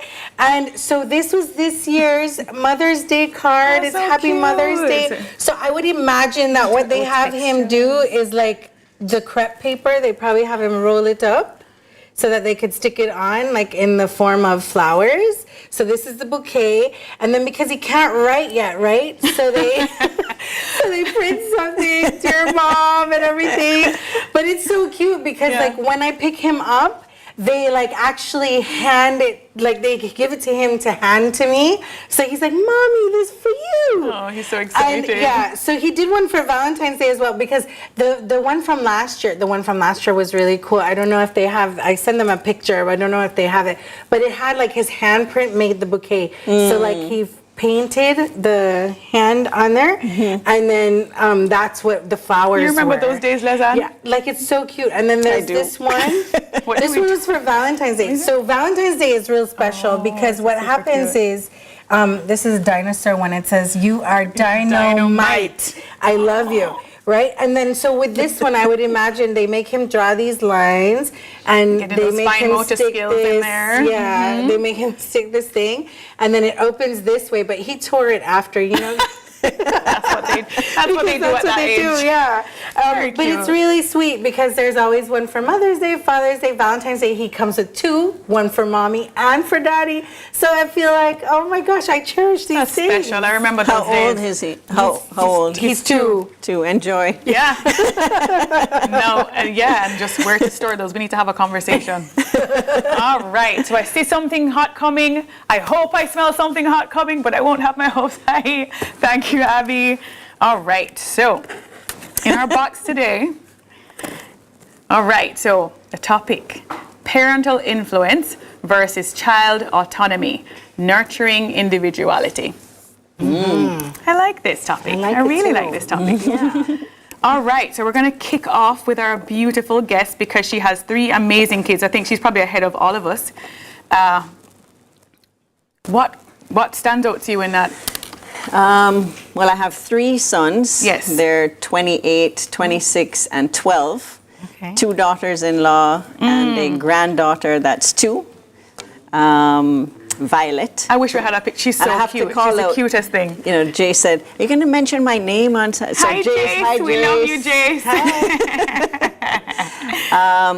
I think that, well, for me personally, I am responsible to train up my child in the way that they should go. And so when it comes to their morals and their beliefs and their values, I think I'm responsible to help train them in that way. So I think we have to differentiate between character development or character training and gift development. Because gift development that's a whole other is where I need to, they're unique in that way. They're different. So their gifts are going to be different. So I need to help them to find out what those are and help to nurture that. Which I think is interesting because you have 3 boys that and I'm sure they're very different. And I can't wait to get into it with you, you know, with just knowing how to. Right. So differentiate your autonomy, parenting. I would say, is the gift development, trying to hone in on their unique qualities and their gifts and their passions and their interests. But when it comes to morals, values, beliefs, not so much, because children, I think, are natural tendencies to be selfish and their decisions are short-sighted. And if I don't help to train them in that way, then I'm leaving them for the environment or the culture or the trends to shape that. And that's not what Awesome. I love that. I really, really love hearing that. G, where do you stand on this topic? So I think what Lizanne said is like right where we should all be. Because we're here to guide them. So in terms of the morals and building character and all that, yes. In terms of their you put it as gift development. I think it's just their interests, really. And they might have strengths and that sort of a thing. I think they come out, we don't know them, right? We're getting to know them. My son is only 2, right? So I've been a mom for like 5 minutes. But what I do is anything he gravitates to, I'm like his biggest cheerleader. So like we're going hard. So he says he wants football. Okay, you're going to be in football. Okay. If you want to draw, okay, every crayon, every marker, we're going to do this. I love that. So you're sensitive to that he is interested in. So I see him loving to dance, and like he bounces every time there's a music. He has every instrument now. Like that's how it's going. Gianna, can you be my mom? That's so funny.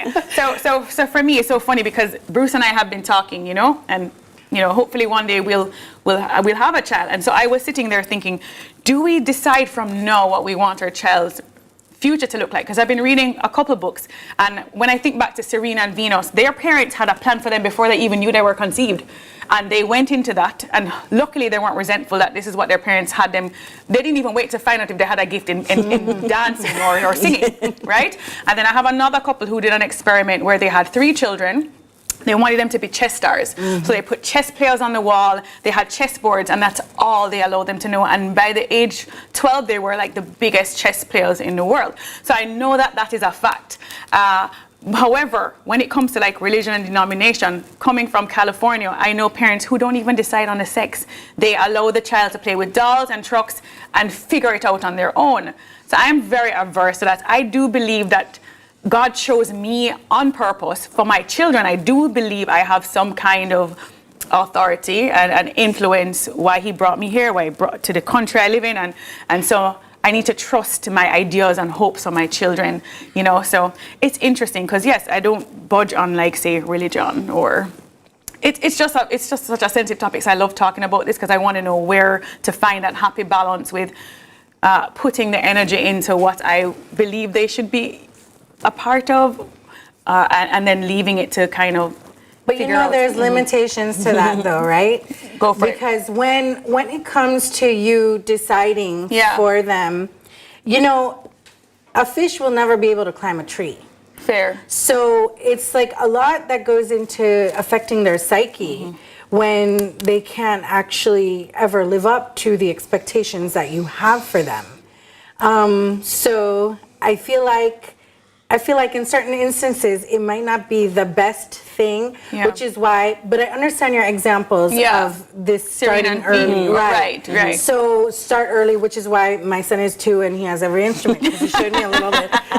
So you just need to give me a little bit, but So that's the thing, though. Yeah, so let's hold that thought. This is so fun. More on the round table after this break, you guys. Just the way things ought to be, Thank you, Mama, for the 9 months you carried me through all those pain and suffering. No one knows the pressure you bear, just only you. Give you all my love, oh yeah. Thank you, Mama, for the 9 months you carried me through all those pain and suffering. No one knows the pressure you bear, just only you. It's my words and my tongue. Mama, I will never let you down. I'll never go away. I'll always be around.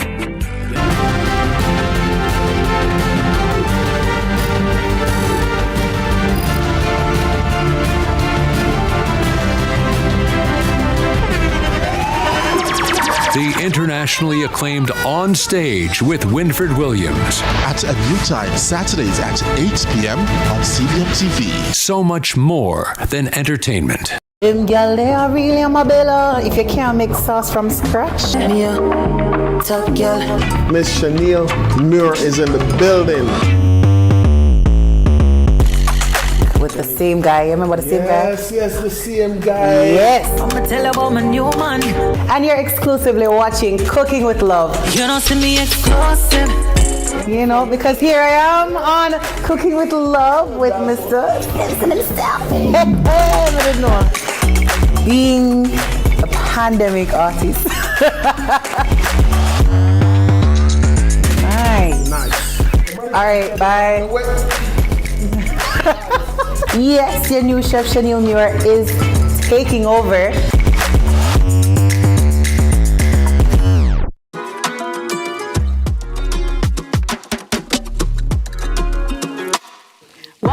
back to the round table. This morning, if you missed it, our topic is parental influence versus child autonomy, nurturing individuality.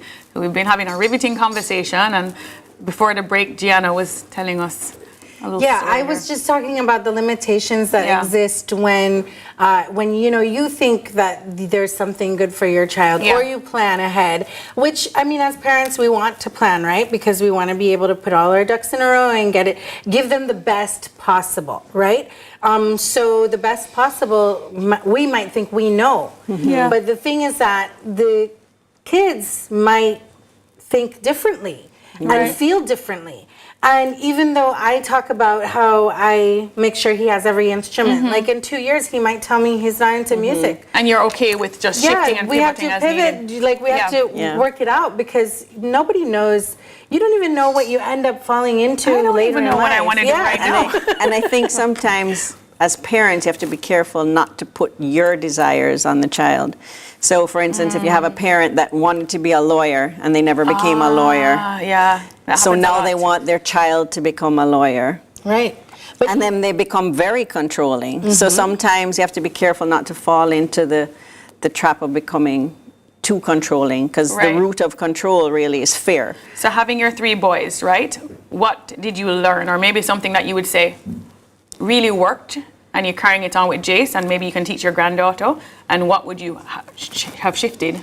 Well, when they're born, they have these personalities already, you know, and they're all so different. It's like the person that was 2, when they're 14, like you see like the core personality traits. Oh, I love that. And it's just to hone in on that and help to develop it, but not to put my desires on them, and to give them the freedom to explore their passions and their interests with their own unique quirks and their own unique personalities, and to push that, you know.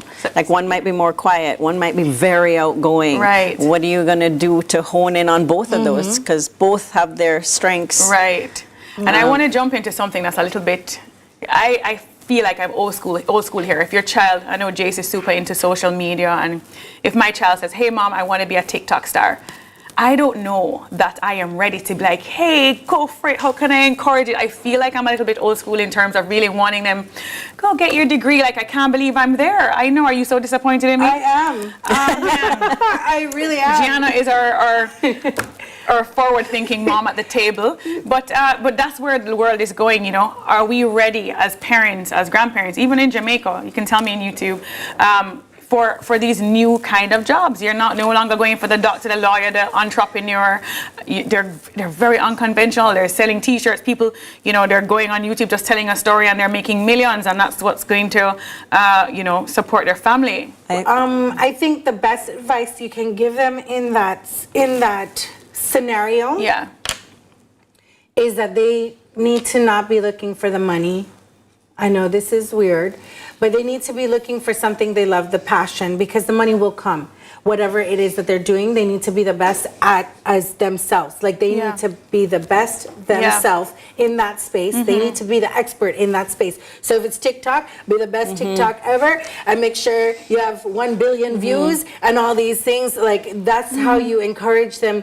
But if it is that they be the best at whatever it is you choose to do, and go ahead. No, I think that comes back to character development as well, because wherever you go, your character is going with you, whether it's TikTok or whatever it is that you're doing.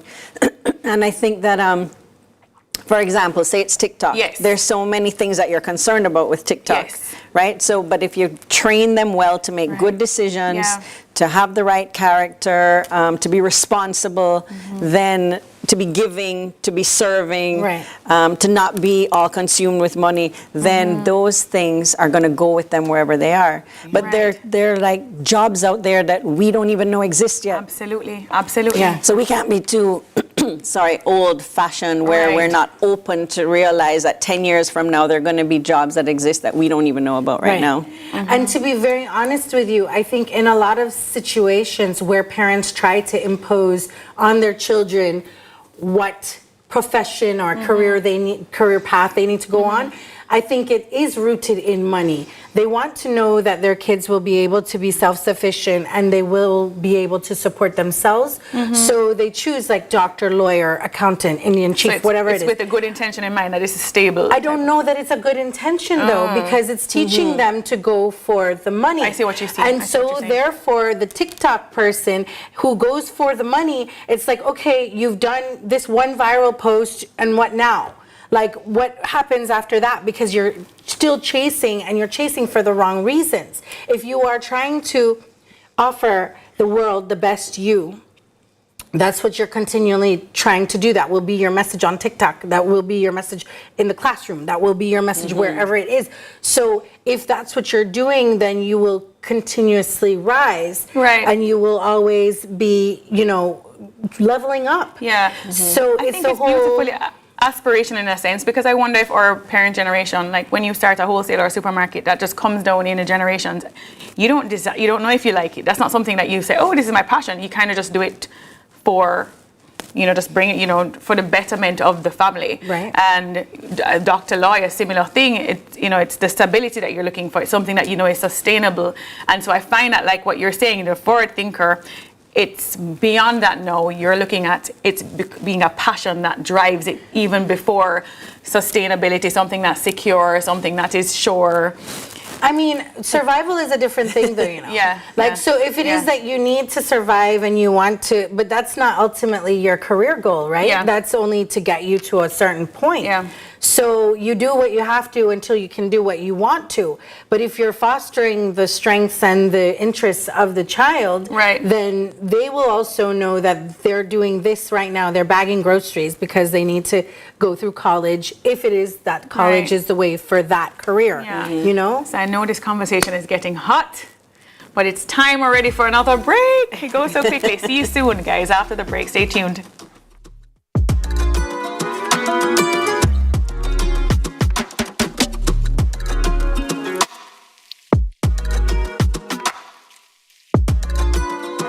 Special Mother's Day edition. The first women to be on the cut. It's a big deal. It's a big deal. I love the way you have to pretend like you don't know. He's like, oh, okay.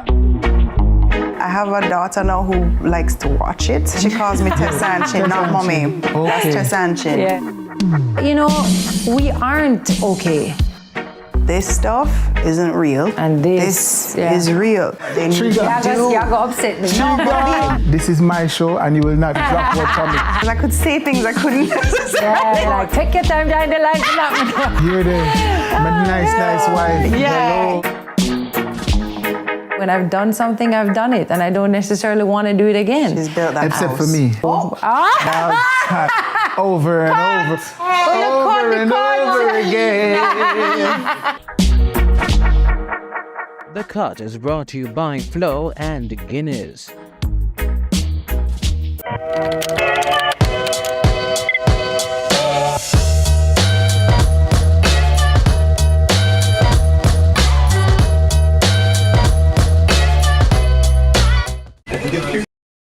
Welcome to the ZZ Lottery Draw for 8:25 a.m. Monday, May 13th, 2024. The one-drop winning number is 28.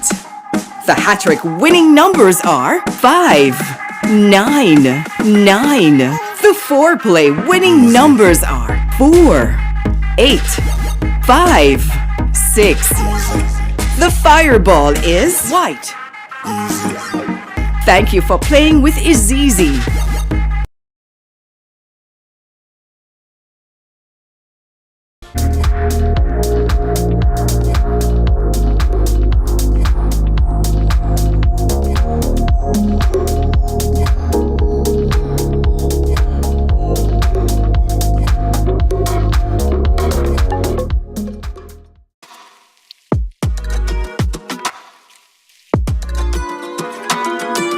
Thanks for staying with us. Time flies when good things are happening, and man, good things are happening at this table. So just so you know, we're down to final thoughts. We're going to jump in with Lizanne. She had a really good point. Sometimes I think the breaks are when we have some of the best conversations. I'm like, you have to repeat that. So I loved your example about the No, slime. I was just giving an example of my daughter-in-law's brother. Yes. He was in his first year of university, but he was experimenting. He's very creative, very entrepreneurial, so he was making slime. And he was posting the slime on Instagram like once every day. He committed to do that, which again is a character trait. Yeah. Because if you're going to commit to post every day for a year, you have to, when you see 2 likes, you still have to be consistent and have the self-discipline to do it. You give and he your had child, that, right. Discipline. And so he continued, and he started to get followers, and then he decided to put it for sale one day, and it sold out. And it just kept happening over and over again. And eventually it was a viable business. Right. And so parents had to decide, is it okay to come out of school? But of course, traditionally, you have to finish school. Right, yeah. And so they allowed him, and they had the freedom to make him to engage in this pursuit, and now it's like a very strong, viable business. You can check it out, Slime Obsidian on Instagram. For sure. And it's a viable business. I mean, he can always go back to school, but this is an opportunity. You don't know how long this is going to last, and they gave him the freedom to explore this interest and to go ahead with it. So what I'm hearing and that's is slime. This openness in our parenting to think outside of just the box and allow our children to take those kind of risks. So we're on to our final thoughts. So G, how do you want to end out our time together? Well, a lot of times also their experience that they get from these endeavors will help them if they decide to go back to school. Like, these are things, remember, we're supposed to be learning everywhere. Right, you're lifelong learners. So we can support our children. My final thought is that we can support our children in their interests because they're learning and they're experiencing new things. If it is that we actually think that something is better for them, we can suggest it, but I don't think we should be forcing them into anything because we have our own lives that we were able to live. Some of us did it under pressure, I suppose, but not me. So you can support them and suggest things and let them find their way. It's their life. They have to live with every single decision that they make. And it's terrible if you have to live with someone else's decision. I think my final thought would be, as you do with Lyric, is offer them a variety of options when they're younger so that they can explore. They can kind of put their hand in every little thing to know, what do I really love to do? And unlike, I think my parents a little bit more old school, they kind of told me what to do. I listen to my children more than I don't. And just hope that they know what they're saying and trust them. What would you close off with? My final thoughts, I think, would be that it's my responsibility to focus on their morals and their character development so that they can grow up to be responsible adults making good decisions. But in terms of their gifts, I need to allow that flexibility. Each child is different. Each one is unique. We have to be careful not to become